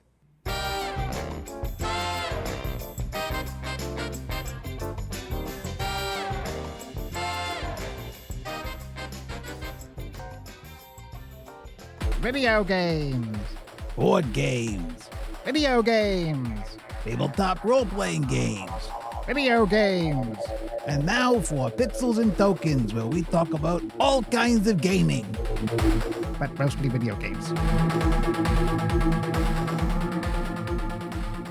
Hey, we can talk about things that aren't video games for once. It's very, very bad news. Yeah, no, that's true. All right, some bad news, everybody. You ready for the bad news? Tabletop board gaming is going to die. Oh. FUCT. It kind of is. Oh dear. Everything in that world is made in China. And all the companies live in the States. Yeah, well, hey, we live in Canada, so I think Steve Jackson Games might be thinking about relocating because 50+% on all your dice and your printing and your everything. Jesus Christ. I'm telling you, man, we were joking on the Pixels and Tokens channel on the Discord about the Operation Puppet Railroad, where we smuggle switches out and trans people in to Canada. Mm-hmm. And I'm like, fuck it, let's go. Let's just do it. Why not? You know, it's time. These are the lean years for the tabletop people after having an unprecedented boom of tabletop and RPGs and stuff. I'm telling you, kids, strap in. You know what? But this is, again, I mean, yeah, we could be all doom and gloom, but I'm like, no, obviously shit's about to go south in an unprecedented way that people can't navigate. But we're also humans, and we're really good at dealing with unprecedented shit that we don't know. Well, we're good at improvising. We can figure some shit out. New shit has to happen. That's the thing. Right. And this is the good thing, is that, you know, they've been too reliant on cheap Chinese labor, you know, in that world. But the manufacturing doesn't exist in North America. Since the 1980s, they've been farming all of this to Mexico first and now to China. Yeah. I'm And not saying everything's going to be fine here. Nothing's going to be fine in America. Don't get me wrong. America is doomed. Like there's no question. But unlike America thinks, like that's not the entire planet. You know, like just the fact that printing alone, like just if you want to have a book published, you got to send it to China. Like that's insane. That's insane that we have to rely on. There are small hobbyist presses and, you know, smaller places, but if you want anything at scale, you're going overseas. Yeah. So it'll be interesting if it would be nice if some of the small scale places get more attention, more business with this. I hate to bring it up again, but this is the Roman Empire all over again. This is like when Rome didn't fall, Rome crumbled. And when that happened, what ended up happening was small things started emerging. Then I think people pulled back into small tribal groups, into little kingdoms, little things started happening. And that's exactly what we're going through It seems right now. very much like a certain pyromaniac / fiddle enthusiast of the Roman era. You know, we're kind of there. And I mean, literally, the thing that people talk about, the barbarians at the gate of the Roman Empire, what really did the Roman Empire in was the taxes. Mm-hmm. And guess what? Insulatory practices. It's true. Anyway, enough about the Roman Empire. Welcome to Pixels and Tokens. We're talking about gaming, believe it or not. And I'm trying to segue, and I got nothing good. However, I have been playing some games now. Admittedly, most of them have been Warframe, but not all of them. Not all of them. I know there are games other than Warframe, and I too am as surprised I don't believe as you are. So we talked about on the last podcast that I've always wanted to get into Monster Hunter. Although yes. I've tried and bounced off of Monster Hunter real hard. Well, speaking of Warframe, one of the things... This all actually goes back to Dragon's Dogma 2 and the kind of revelation that I had with Dragon's Dogma 2, wherein I decided I was going to start pushing back on my own instincts, right? That was the thing that got me finally to kind of crack the nut of Dragon's Dogma was, okay, here's what I don't like. Here's the things that I'm rubbing up against the wrong way with this game.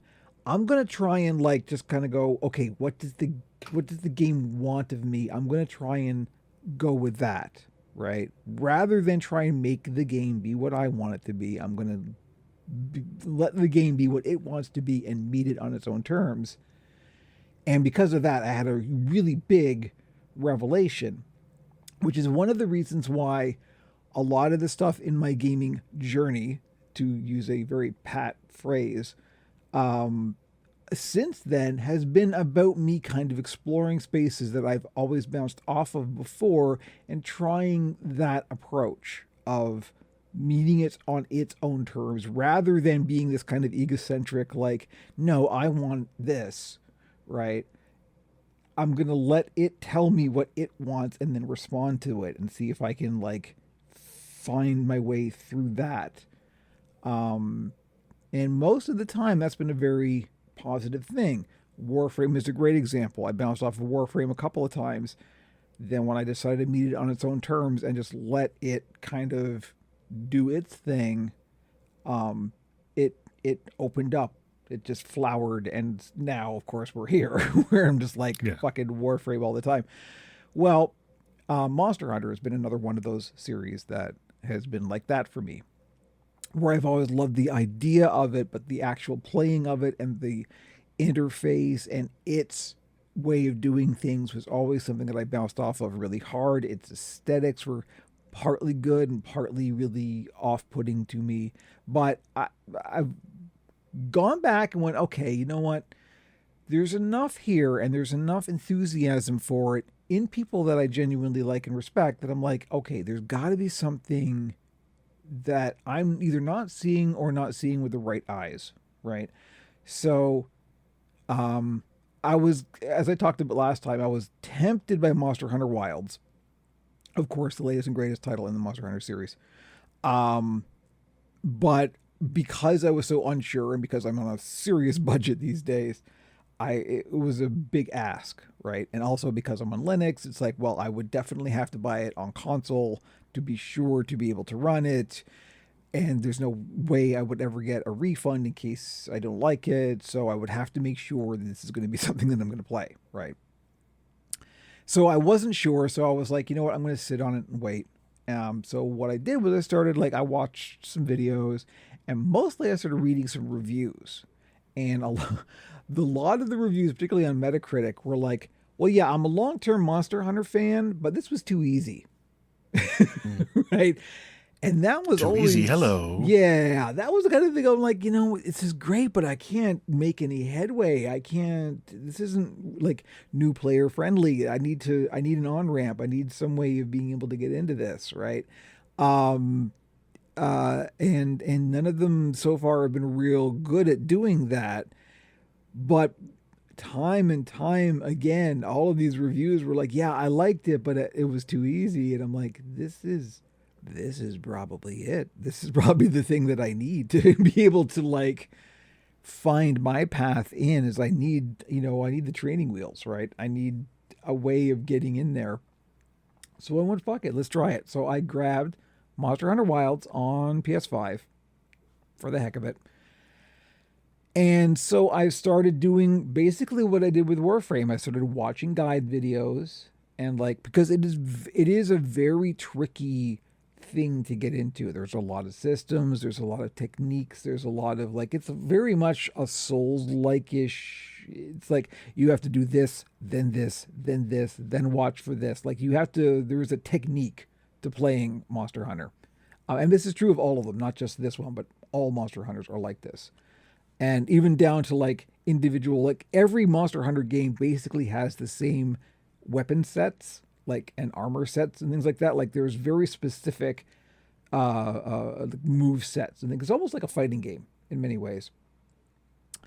And so you kind of have to know the thing you want to do and then learn that one thing, right? Or learn a couple of things like that. But you do really have to learn it. It is very much you have to know your move set. You have to know what your weapons do. There's a very specific set of techniques and approaches for every single instance of the game. And it's very technical in that way. But I've started being able to kind of grok it. I've been able to sort of get a feel for it. And Monster Hunter Wilds is very newbie friendly.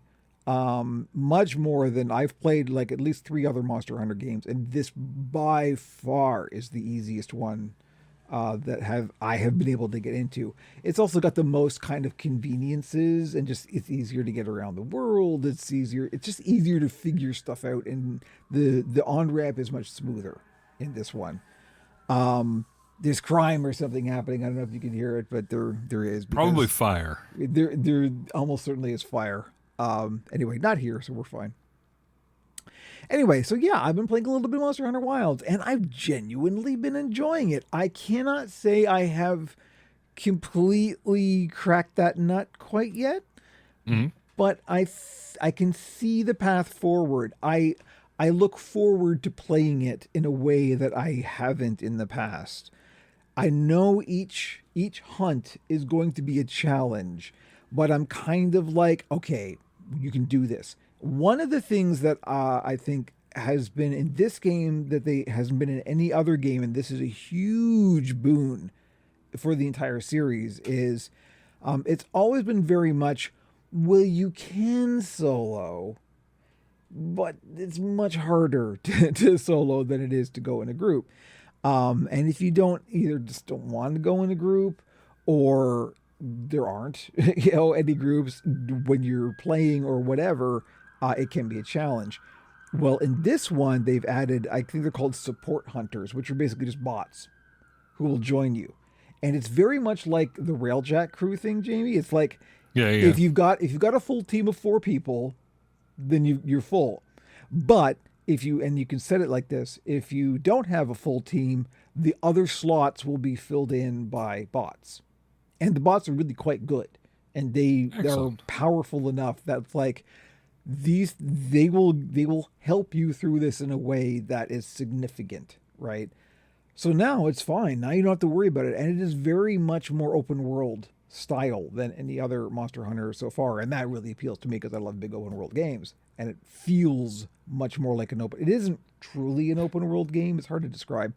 It is all. The previous ones I saw were very hub and spoke. Like you went to a city and then you'd go out to here and hunt this. Then you'd go out to here and hunt this. And then always kind of returning to the middle. This is still that, but there are sort of several hubs now. and they're all connected, and you can just sort of like go. It feels like an open world in that you can get on your mount and you can just ride from thing to thing, and you can just start a hunt wherever. You don't have to go, okay, now I accept this quest. You can just get on your mount, ride out into the world, and then if you see a monster, you can like hit the monster, and suddenly the quest begins because you've started hitting that monster, and now you're hunting that monster on an official quest. So it is very much more kind of fluid and open, and you can just kind of go out and do your thing. It is very nice in that way because it does encourage just kind of a more meandery experience than the previous ones which were very regimented and very like, okay, do this, then do this, then do this. Now there's a little bit more flexibility to what you can do. So I'm feeling it. I'm okay. No, this is genuinely. I feel like my character is my character, first of all, and that's another positive thing. It's like you get to customize your character, and there's a lot of customization options and a lot of cosmetic options, and I always like that because I always like my character to feel like my character, and I do. And even the story is not bad. Like I'm still working my way through the story, which is relatively short, apparently. But it's still pretty good. It's got kind of a good heart, and that's always a good draw for me.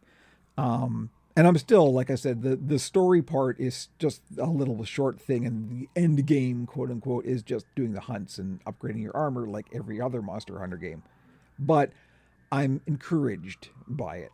I know I'm not there yet. I don't know if I will get there, but the road to there is now slowly starting to open for me. So excellent. So that's nice.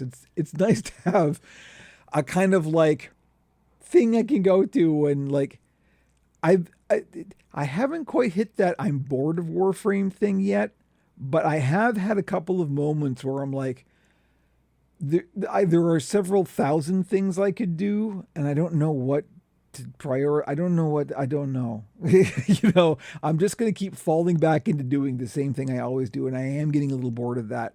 I just need something else to do until I get inspired to do something else. So it's nice to have a little kind of distraction from Warframe.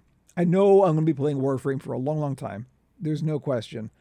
But it is nice to have a kind of heat sink, you know, from that. Other games. Yes, exactly. Speaking of which, this is only going to be a little side thing. I did end up buying Assassin's Creed Shadows as well on PS5. Almost exclusively based on who it's pissing off.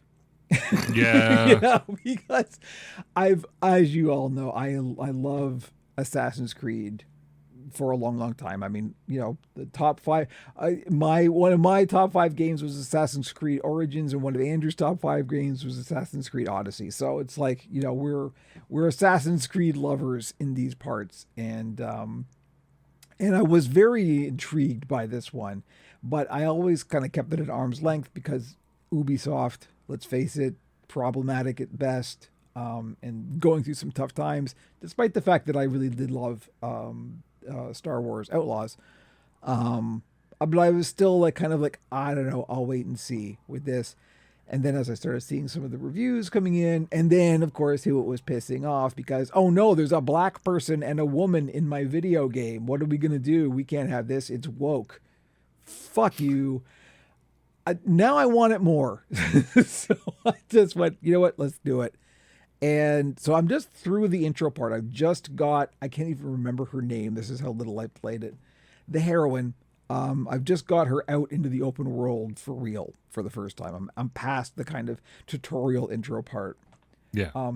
It's really neat. It's very, very, they've done the atmosphere right. I think they were very careful about how they depicted feudal Japan. And it feels, again, from some ignorant white guy who doesn't know what he's talking about, it feels pretty authentic. But it feels like it's doing it respectfully and very. It's got a lot of heart and a lot of like, it's got some substance there. You can feel the emotional weight that's in it, and that's really nice. Yeah, it looks good. It does look really good, like surprisingly good. They've got a new engine apparently, that is surprisingly lightweight for how good it looks. And there's like, ray tracing everywhere and all that good stuff.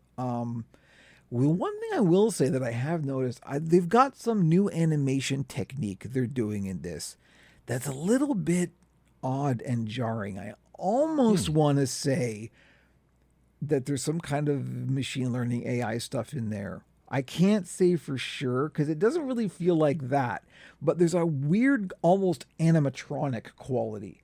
Sometimes it's clearly mocapped, but other times it's clearly not.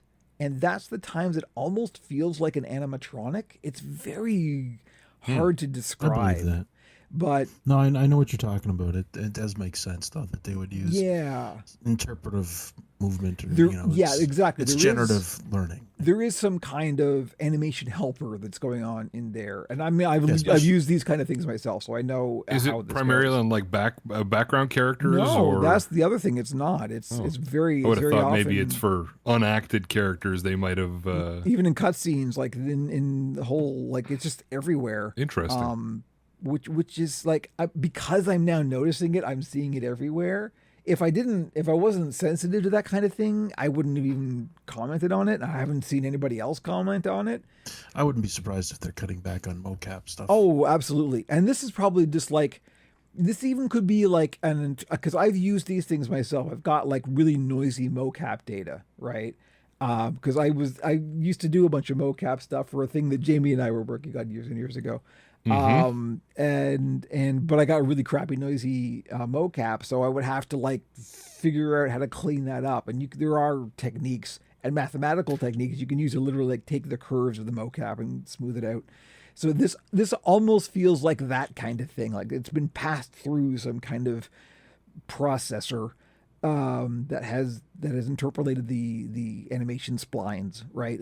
There's something that's happened in the animation process there that is just a little bit, things feel a little bit not quite as organic and fluid as they should, and it's a little bit jarring, at least if you're sensitive to that kind of thing, which unfortunately I am, but it's fine. No, I'm playing a video game. Yeah, well, that's it. And it feels video gamey in that way, which is a little bit weird for an Assassin's Creed game, because usually they're all mocapped and you don't even notice that stuff. In fact, you notice the mocap more than anything else. But this doesn't feel like mocap. That maybe is the difference. It doesn't feel like mocap. So that's been a little bit weird. Other than that, though, it's been lovely so far, and I do look forward to getting back to it. But yeah, so there we go. Games that aren't Warframe. How about that, huh? Go fig. They exist. But apparently not for JB. I don't know. There's your segue. So stick with me on this. Okay.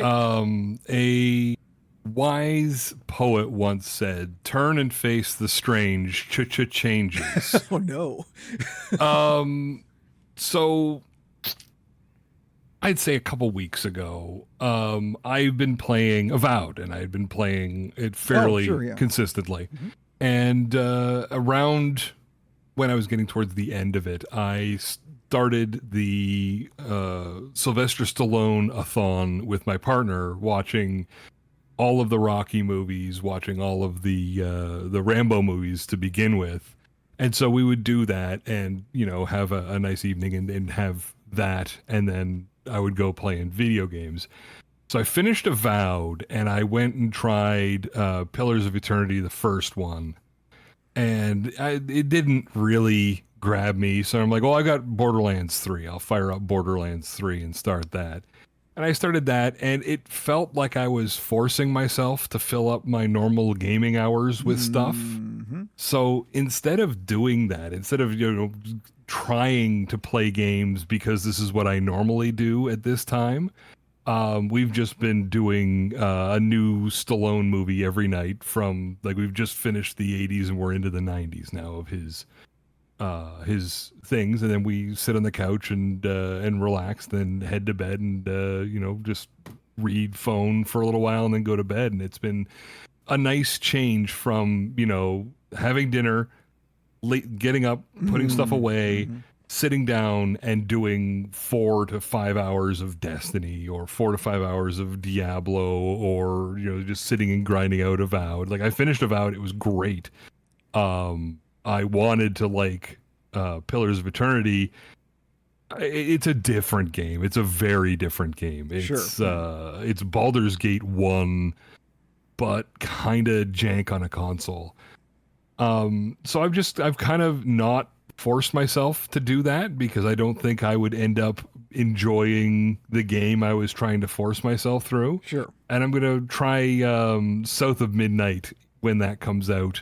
Maybe I'll carve out a day or an evening where I just go and I sit down and I do a couple hours of that and see how it goes. But we've got more than enough movies, and I think we're going to go back and forth picking actors and then watching the back catalogs because it's a nice way to sit and spend time with my partner. Like we have a good time watching the movies, and it's nice to connect on a level and watch media. So I'm right now. I'm not really urged to play a game. I'll play a little Vampire Survivors on my phone. Sure.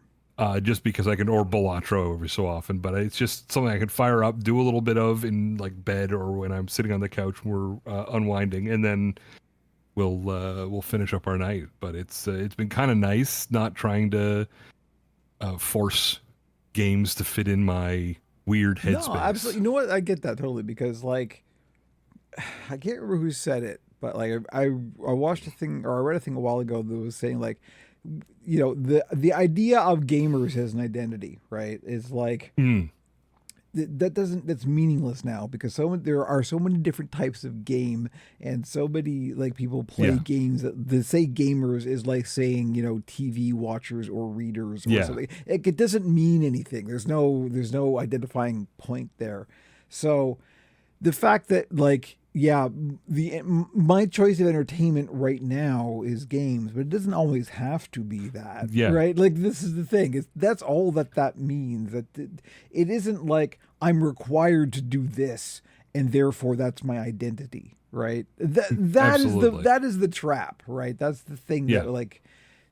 And we're all too fucking old for that shit. Like, 100%. Like, I'm sure I'll come back. I'll get the urge and I'll sit down and I'll fire something up and go through it and really connect with it and have a good time. But I've kind of done this exclusively for I don't know how long was I playing Destiny, like 10 years, and it just feels like it's not a thing that I'm finding relaxing anymore. Like Avowed was great because it was a nice single player. I had a beginning, a middle, and end. It had a great story. I really enjoyed how my character fleshed out and how the story wrapped around. The ending was what, like, have you've ever played New Vegas? Fallout New Vegas? I played the beginning of Fallout New Vegas, but nothing. So the ending of Fallout New Vegas touches on everyone you interacted with. All right. And if you missed people, it'll say, you know, and these people were forgotten or didn't end up. So Avowed is very much the Oblivion ending where they show each of the things, each of the people you touched, each of the areas you visited and how you changed them, whether it was positive, negative. So it was a very reactive to how you played through the game. Right. And that was really great. But then when I finished it, I didn't have a thing to pick up and fill it. And I think it was good to just kind of step away and do a different form of media for a period of time. Take a breather. Yeah. Right. Yeah. No, absolutely. That's healthy. That's you know, that's the thing. It's like you do the thing that is attracting you at the moment, right? That means something. There is something there, and it's not about fulfilling your requirement. You know, it's like it's about like just following what your instinct is at the time, right? Like the whole reason I had a breakthrough with Dragon's Dogma and then all the other games that has followed from that was because my instinct was no, I know there's something here that can be for me and I have to find my way into it, right? And I was right, and that's where we are now. So like you gotta follow what your gut says, and that is the right thing for you, right? So that's cool. Find the balance. There's always a balance to be found, and it's for sure. it's good, and it's also nice just to, you know, sit and spend time with my partner and, you know, watch these. Because some of the movies I've seen, some of the movies we've both seen, and some of them we've never seen, and it's just nice going through. Like we finished Stop or My Mom Will Shoot, and it was not great, but it was also I don't think it deserved the reputation it got, but It's fun going and seeing these movies. Well, there we go. Don't play Yeah. video games, everybody. Stop it. So you know what? Play video games or don't. So speaking of other kinds of games, I don't know, segue. Try to segue. Andrew.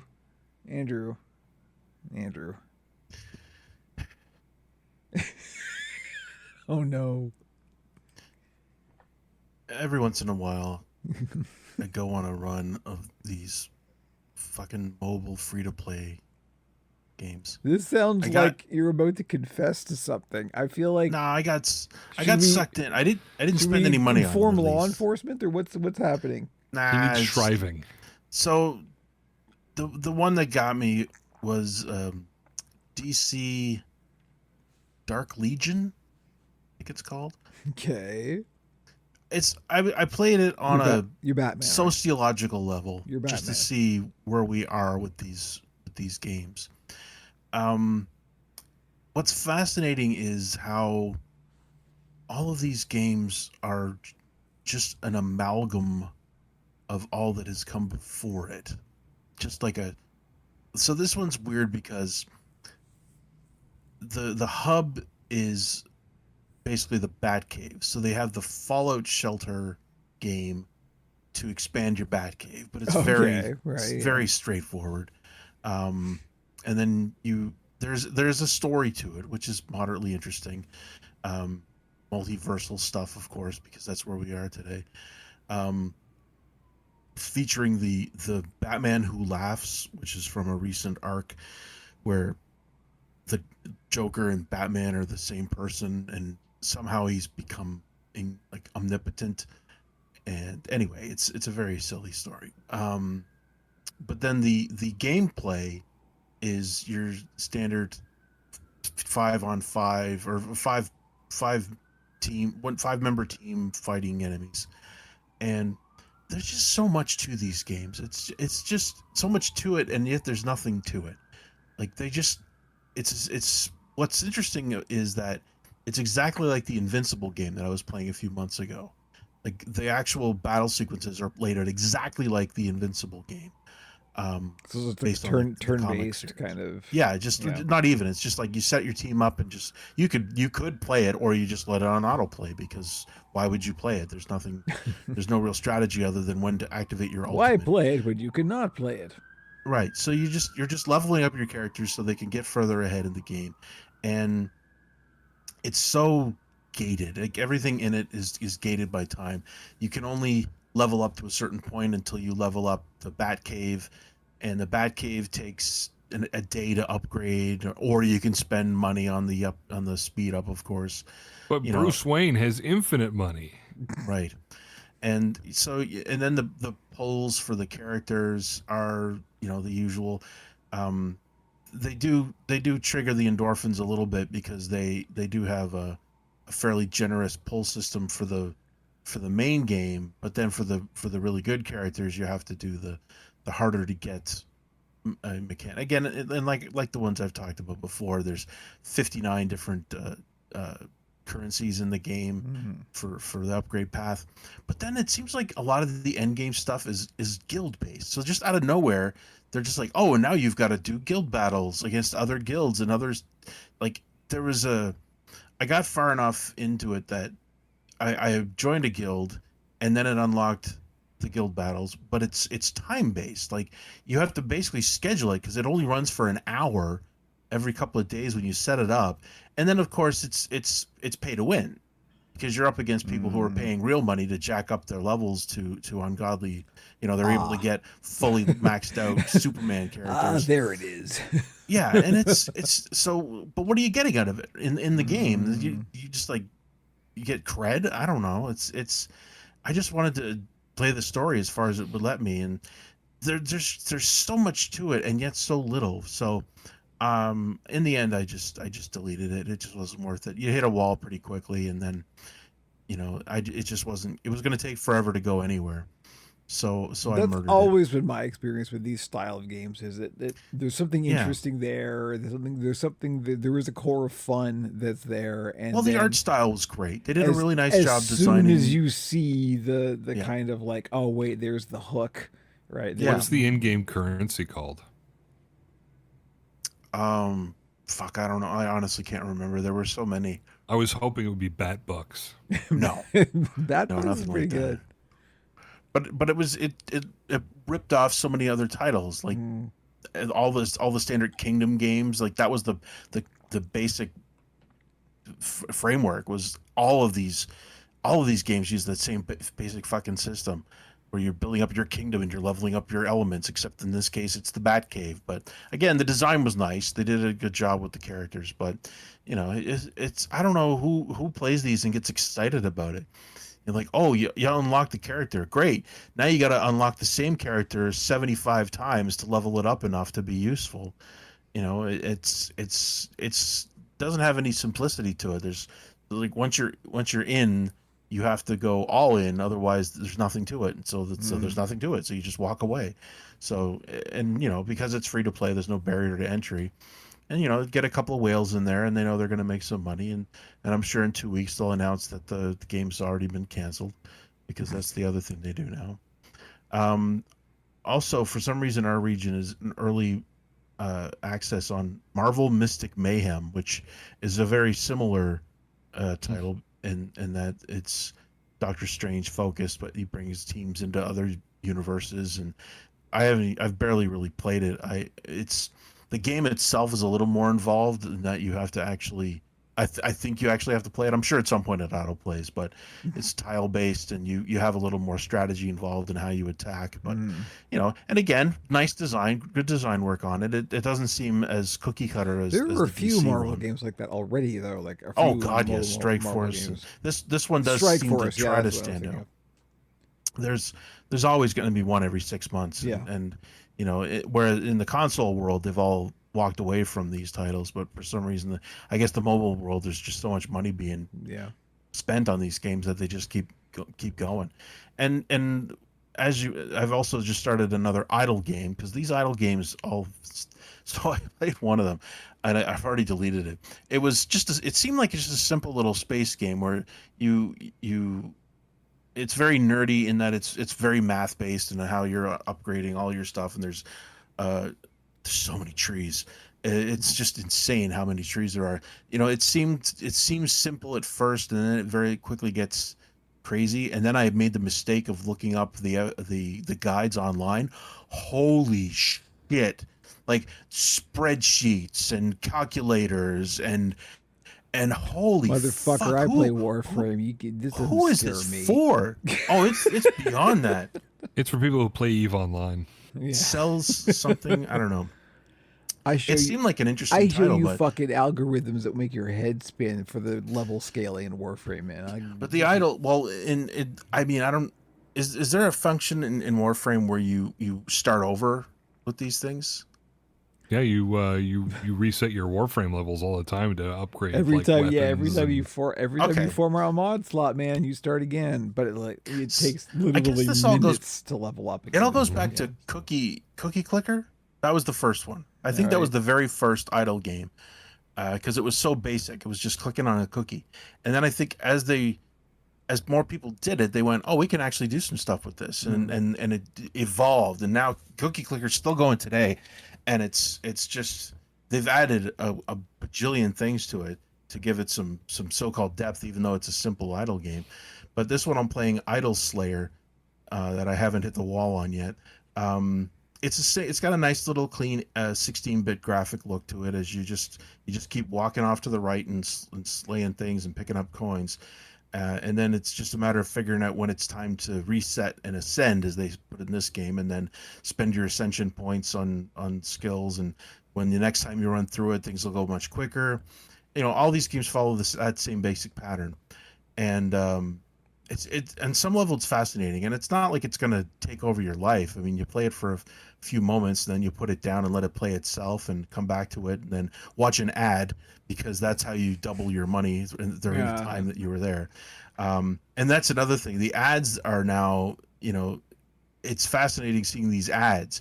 So there's one that's been running for a long time called Puzzles and Survival. Stupid title. It's the one where you see the zombie ads where there's a zombie outbreak and you have to pick up the weapon and like the sexy girl. You wouldn't believe how many attack ads I don't see. Oh my god, these are just hilarious. But as somebody who runs a mobile or a privacy focused browser and a Pi hole, I don't see the ads. Well, I mean, in these games, that's the deal. You want the upgrade, you watch the ad, and I'm not mad about that. But like I said, this Puzzles and Survival has just added a crossover with fucking Transformers. So they've got ads with Optimus Prime running around dealing with the zombies and also Decepticons, and yet all of these games have to have a moment where it turns into that stupid shooter where you're just walking forward and walking through the gates that are like ×2, -2, and trying to shoot the guns to take out the waves of zombies, which is not in the fucking game. None of this is ever in the game, but they just put it in the ads and people go, "Oh, it's that game. I want to play that game," which is never the game. And now they make ads where they say, "Are you tired of the game, seeing the ad and it's not the game? This is the game, but the game is the game." And then you click on the game and it's not the fucking game. They lied to you, but they got your time and your money. And I don't understand how this industry exists anymore. It's just gotten so stupid. Anyway, kids should wear their pants right. I'm tired of the way kids have their pants around their ankles. I don't even know what any of this is. Thank God. Oh. So yeah, so that's I'm hitting the wall on most of these. I'm probably gonna uninstall this one soon. I would advise that you do that. That would be my advice. Yeah. This sounds bad. But as all I say, this is bad. This always goes in cycles. So the cycles do not last very long. Mm-hmm. Other than that, I have been playing the new season of Destiny, not nearly as much as we were. And to Jamie's point, we were spending too much fucking time in that game. It is unreal how much. I ain't judging because No, that's just it. I mean, when you get away from it for a while, it's a shame because I think Jamie, I think you really would enjoy. You might want to dip in just to get the story stuff out of the way because the lore with the Hive has been tremendous, and once this is done, that theoretically it will lead into whatever the next iteration of Destiny is, which is not going to be worth continuing. But anyway, it's structurally, it's narratively, I should say, it's very cool. Not something that any newcomer should get into now. I mean, is it fully voice acted yet? No, they're still missing. It's weird how it's like cutscenes. They're fully voice acted. It's like they got them to do all the cutscenes and then said we'll bring it back in to do the other material later, and it just didn't happen because of the strike.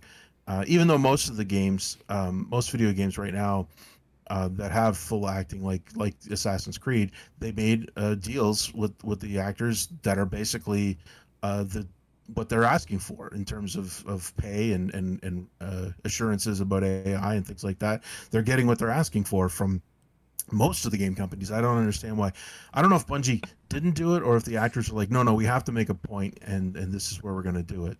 So that's why two of the main characters in the season are unvoiced throughout the game. You just see the subtitles for their Do they still make you go to a holo projector beside the person you need to talk to and then go to the radio across the room to hear the voice message from the person you're across from? So now Ghost is basically the holo projector. So when you have to go someplace, the projection just comes off of Ghost if the person's not right there. So they have at least removed the fucking holo projector elements, which was just dumb. And that's fundamental issues. Ido, like a character, is standing literally right here. They have you go to the holo projector, almost touching her to talk to her about something. And then you have to do it again to talk to Mithrax, who is right here on the other side of the room, looking at you while you talk to him on the holo projector. And then they're like, okay, go use the radio. And then you go and hear a voice message from Ido, who is standing behind you.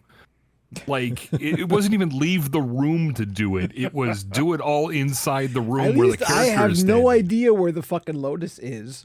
She just shows Yeah, up no. as a hologram sometimes. I don't She's know. she's gone. Very weird. Ask choices. Margulis. Yes. Anyway, so yeah, and I would like to finish the final stage of the new Diablo, the current Diablo season, because I didn't realize that the reward for the last level is a pet, and it's a crow. A flying pet, yeah. So I think that'll be, and there's still a couple weeks I think before that's over. So, I'm pretty close to end stage material. I should be able to finish it, but it's, I mean, did you finish it, Jamie? No, I got to Torment 3 where I could reliably do stuff, and I'm just like, what are the season? I'm season. I'm done. It's just that you have to finish Slayer. That's what I mean. Yeah. Yeah. No, I'm on the one right before it. It's the Slayer one. You have to do all Torment 4 stuff. Yeah. So, okay. And so I'm not there, and I'm not getting any drops that would enable me to go there. So I just kind of stopped. All right. I was hoping you were able to rip through that. No, we'll see. Torment 4 does not seem to be viable, at least not with the character I managed to choose, and I'm not getting anything that's upgrading my output. Yeah. No, I'm kind of in the same boat. I was hoping we could stumble through and just rip through the last chunk, but I guess it's unlikely, but maybe we'll get lucky. Anyway, so, I'm in the same old boat. It's nice that Jamie's got someone to watch movies with, you can cuddle with, and, and yeah. That's a fact. And that's fine. It's fine. It's good. It's good, actually. It's fine. I'm glad. I'm glad for everybody that's got a partner to live with and be happy with and touch and I'm going to snuggle. suggest we skip over the next thing. It's because it's old news and also who gives a fuck. But like, yeah. Okay, well, maybe we'll touch on it quickly. Arc Aquatica, that thing. Oh yeah. Yeah. Just what's interesting about that is just the fact that they let the marketing company take care of this. Yeah. They gave the marketing company. The thing. Yeah, they gave the marketing company a couple of screenshots from what they were working on. And they went, no, we'll take care of this. And then they fed it into ChatGPT, and it punched out some shitty video. And they said, yeah, that'll do. Let's release that as a trailer for the fucking game. I did actually watch this trailer, and I'm like, who the fuck went, yeah, that's good. Release that. Yeah. Like, this is a representative of the game we're working on. What the fuck, man? I mean, I'd say read the room, but holy shit. These people are so fucking disconnected from any kind of version of reality. It is unbelievable. Like, just it's shocking. Anyway, yeah, don't buy that shit. I don't know. Don't buy Arc. Arc is bad. Well, they're ashamed of it too. That's the good news. Is that the company is ashamed that they let this get out, and nobody wants to take ownership of why it was released as a fucking example of how the game's going to look. So it's. More unfortunate incidents have occurred. Nobody is to blame. Yeah. Who could say? Who could say who was responsible for greenlighting the release of this trailer? All right, moving on. BattleTech Gothic is real. I haven't clicked on the link. I'm going to click on the link now. You tell me what this is. I thought it looked like a prank, like an April Fool's Day thing, but it's real. So I guess there's a running joke about BattleTech and Warhammer. Okay. And the fact that they're each is ripping the other off or whatever. This sure looks like that. And that's it. Yeah. It's basically just BattleTech Warhammer. They just created a more demonic family story, and they've tied it in. And this is for the tabletop game, not for any video game. Or anything. Yeah. But they've got I've more. seen a lot of miniatures. A lot of miniatures. Yeah. Here. In that link, there's a PDF, which is a very large document detailing the history of this friggin' world. And I mean, I give them credit for that. It's clearly they put a lot of work into it. They obviously think that this is something that fans want, and okay. And people are just kind of, I mean, the BattleTech world, they seem to be into it. They seem to think that this is something that they'd like to look into. And so let them have it. There's a definite tier to these wargaming sci-fi games. Like the Cadillac is Warhammer 40K because there's just so much accumulated story to it. Mm-hmm. And then there's Mech Warrior, which has really sexy looking mechs. And then there's Battletech, which looks like LARPers covered in cereal boxes. Battletech has never had a design for a mech that you'd call anything you'd want to look at. So it's always kind of had this third dog status, and it's just hilarious that they're making a push into directly the grimdark 40K lane. What's the connection between Battletech and MechWarrior? There is some kind of connection. I'm sure there is. The FASA split. Right. There was the schism. Oh, Lord. In the 90s. Wow, there's some old neurons spinning up. Yeah. Wow. But yeah, Battletech always, like, go look up Battletech mech designs if you really want to laugh. Because it all looks like Robbie the Robot, but with more angular But this spots. was the thing. They had the cool mechs, but then the FASTA thing happened, and then they had to spin that off, and they didn't have the rights to some of the mechs, and it was, it got messy. It got really, like, what the fuck? Very messy. And so they had to come up with new mech designs and call them slightly different things, and it was weird. Yeah, I remember this period. Wow, mechs are weird and troubled. Mm-hmm. All right. Well, yeah, that's a thing apparently that exists. Well, until the it's worth looking at. If you are a casual fan of Battletech or you're aware of that world, it's worth looking at to go, huh? That's it. That's the stage we're at. We're at the stage. In the post-apocalyptic, what's left of AT&T became the dominant force because they had the only satellite that was capable of communications. And instead of money, they base it on seconds of communication time you can afford. Yeah. It's a thing. Okay.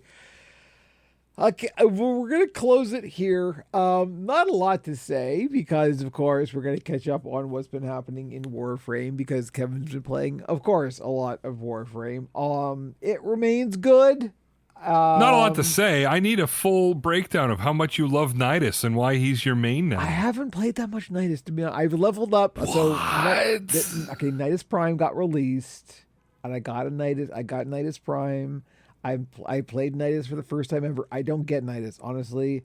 I haven't looked into it that much. His mechanics... AoE plus infestation. Okay, look. It's all about denying people movement with the multiple grab and brings them into a spot and then it explodes. Okay, so his weird what I can't remember what it's called. The maggot thing, the whatever, the larva, whatever that thing is. That's cool. I love grouping abilities. That's fantastic. That's great. This is the problem among the problems with Warframe is like every fucking Warframe is so unique, right? Like, yeah. So there's a mod you can get that if you cast the pull everyone into a spot a second time while it's still active, it explodes. Yeah. And I've got it scaled to the point where the explosion kills everyone. Yeah. But even before you get that, you pull everyone into a ball and then you arc a plasmor through them. And since it has infinite penetration, everyone just gets killed. Well, see, this thing, the stage I'm at now, and one of the things I've realized with my Warframe journey is there's a meta, right? Like every game of this sort has a meta where it's like, oh, these are the powerful characters, these are the powerful weapons, these are the powerful synergies. And I really like playing the characters that are off meta. It turns out, surprise, surprise, Kevin likes doing the things that isn't the popular thing.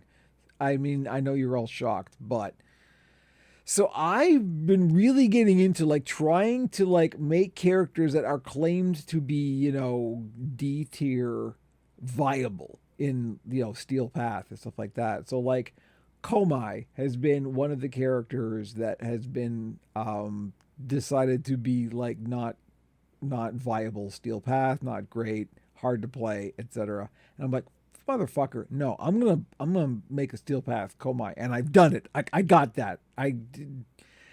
Komai is now one of my mains. I Steel Path with Komai all the fucking time. It can be done.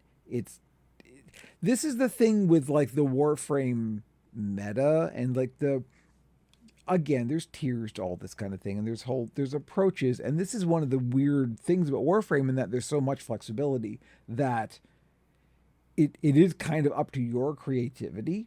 Like how you build these things out can really affect how you play the game and how effective that particular combination of Warframe and weapons are. And so when we talk about theory crafting in Warframe, there's a whole lot of theory in that.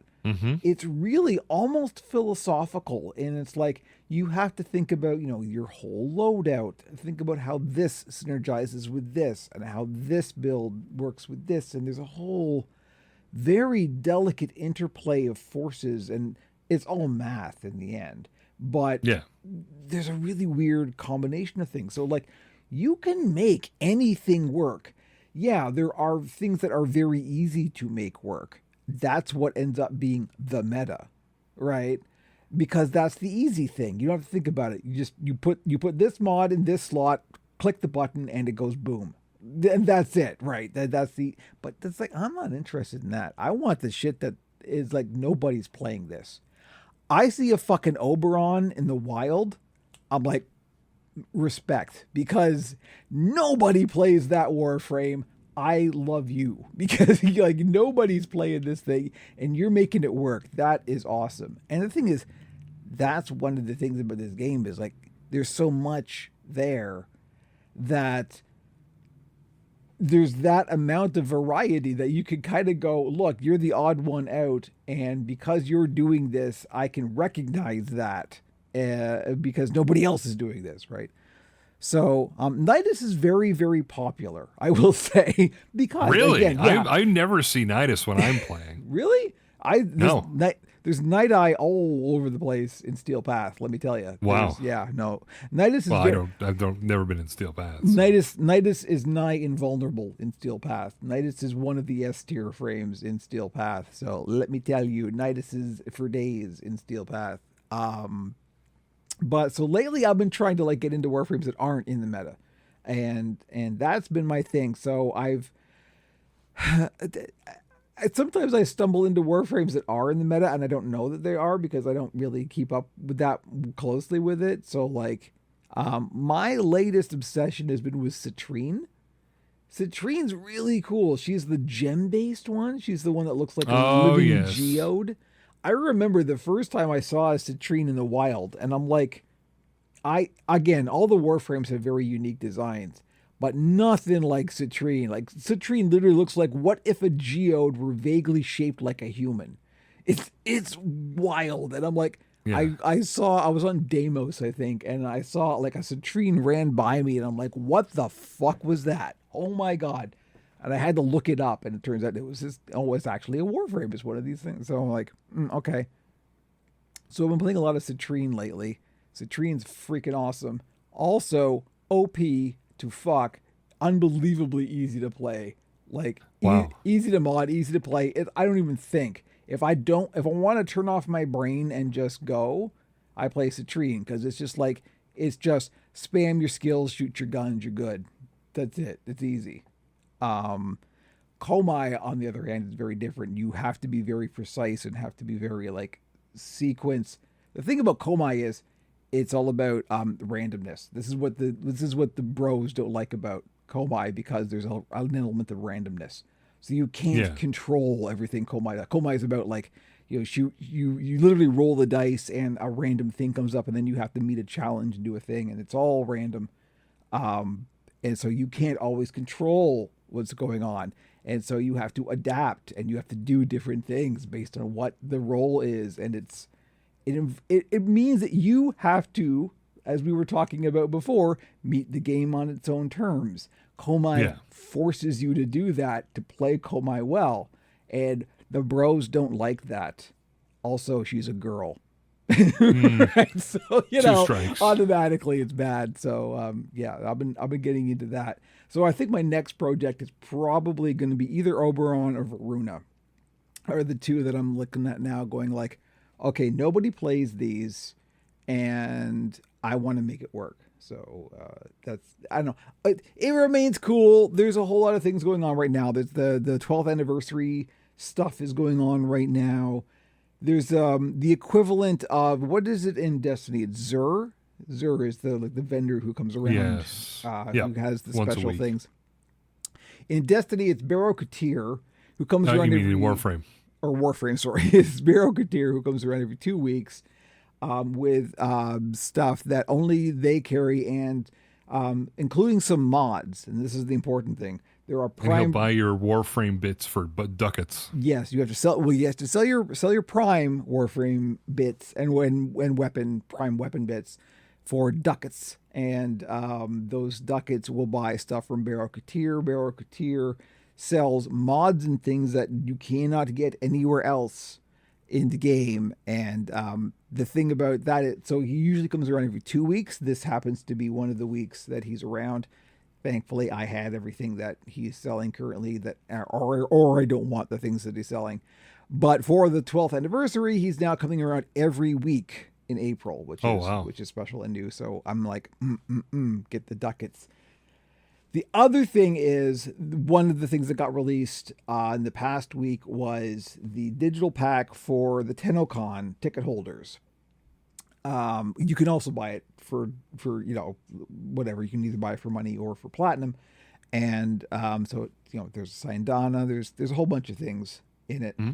And one of the things is a ticket for when TennoCon is happening in July, I think. I can't remember. Sometime in the summer.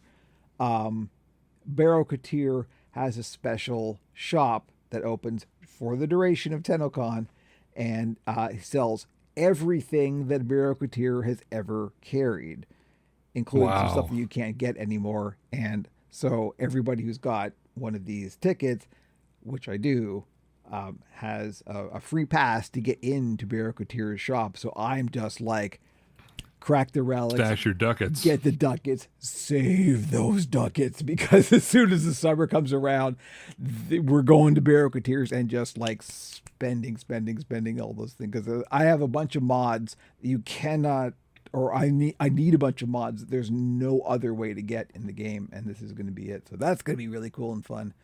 But yeah, other than that, I've just been going. I just got mastery rank 23 yesterday. Wow. Yeah, 30 is the cap. And then there's legendary ranks past that, but 30 is like, the sort of end point of that. And yeah, it's been good. Everything's been fun. I've had ups and downs. I've had some points where I feel like, okay, I'm kind of bored, I'm kind of tired, I'm kind of spinning my wheels, and every single time I get to that point, I find something new that suddenly goes, oh, wait. The thing I realize, and that it's important, I think, for me to continue in Warframe, is you get to a point where you've kind of done all of the things, you know how it all works, and then you have to sort of start having a plan, right? Because there's so much, and there's so much to do, and there's so much to grind for. And I mean, it is the ultimate grindy game. You almost have to start thinking in terms of projects. So, and this is one of the things that's kept my interest as I started thinking of it. Okay, I have a project. I want to achieve this. I want to get either, this Warframe or this weapon or run this mission or whatever it is. And there's a whole sequence of things that lead up to that.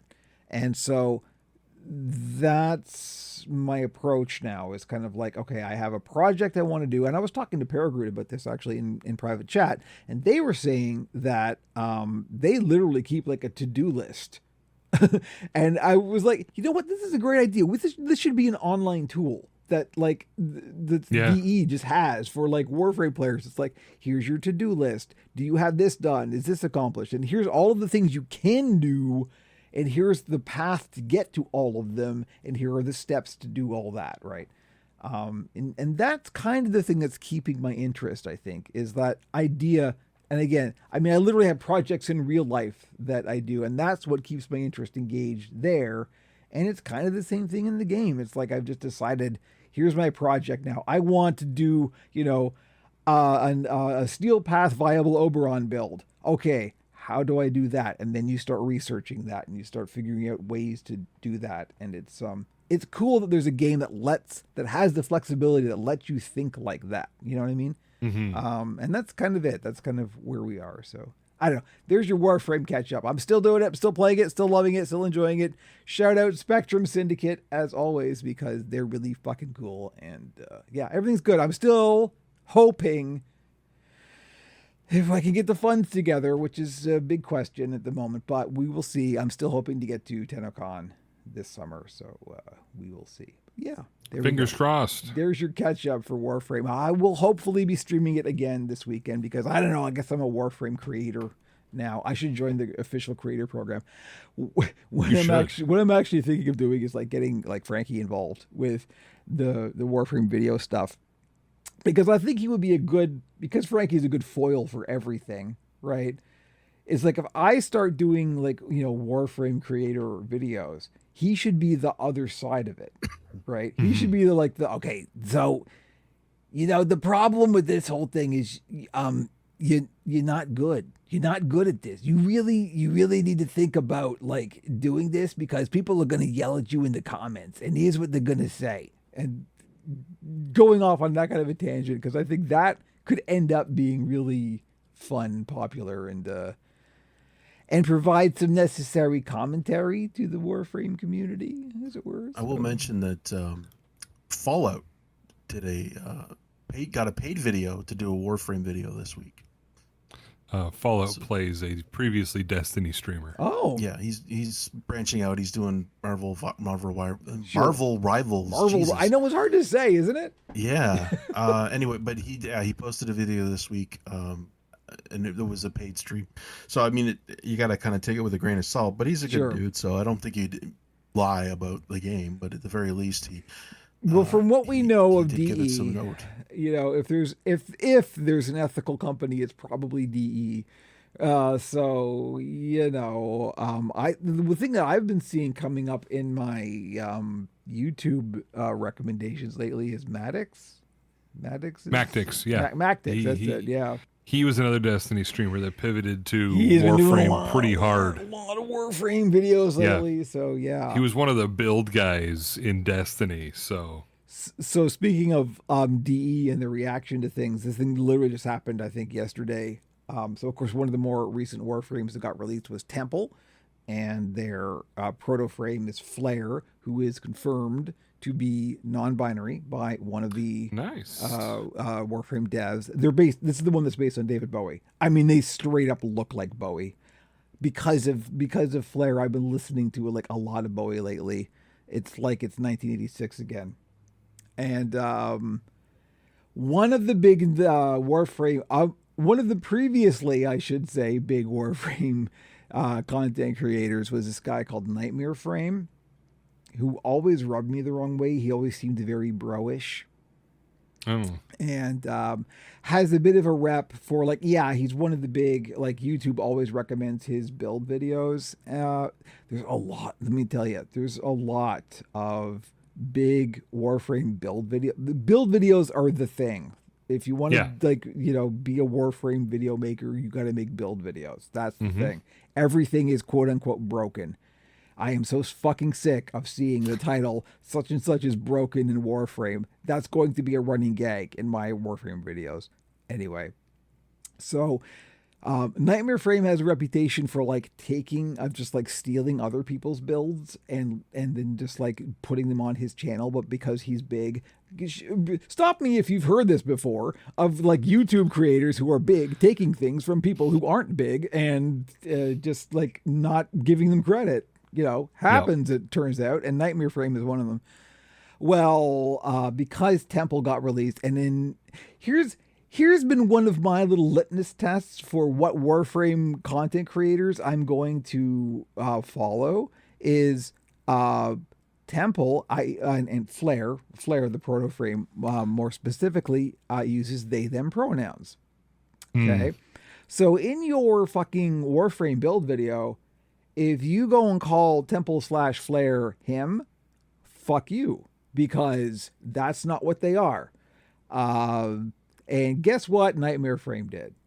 And and people pointed this out in the comments. And he came at them.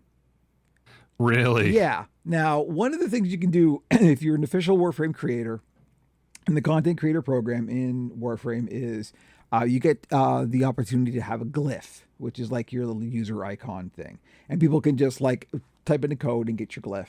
And that's so good. Well, because of this whole Nightmare Frame coming out saying, oh, fuck you, it's just a video game, who cares? It's clearly male. Excuse me. No, that's not how this works. D has removed their glyph from the game. That's interesting. Yeah, I don't think Nightmare Frame is an official Warframe creator anymore.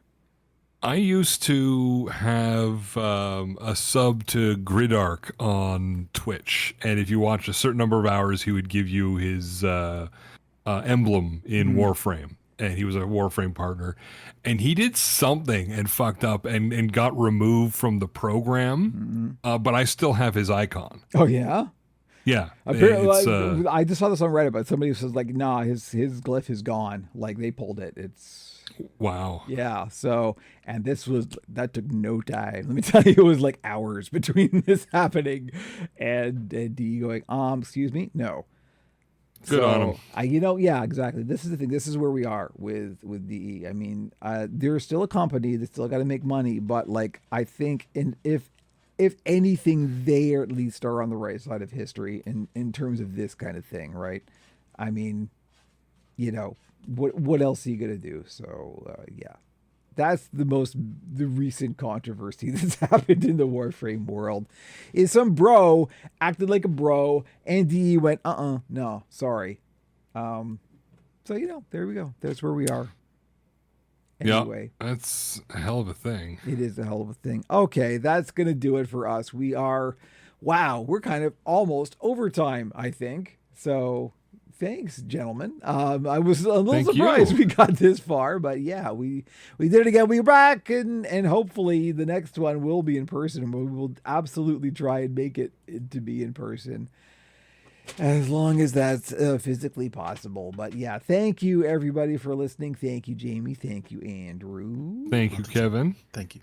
And OperationPuppet.com for all of the links, and making sure I have my finger on the right button that says outro. Yes, there it is. And join the Discord. Join the Discord. OperationPuppet.com. You know the deal. We will catch you next time.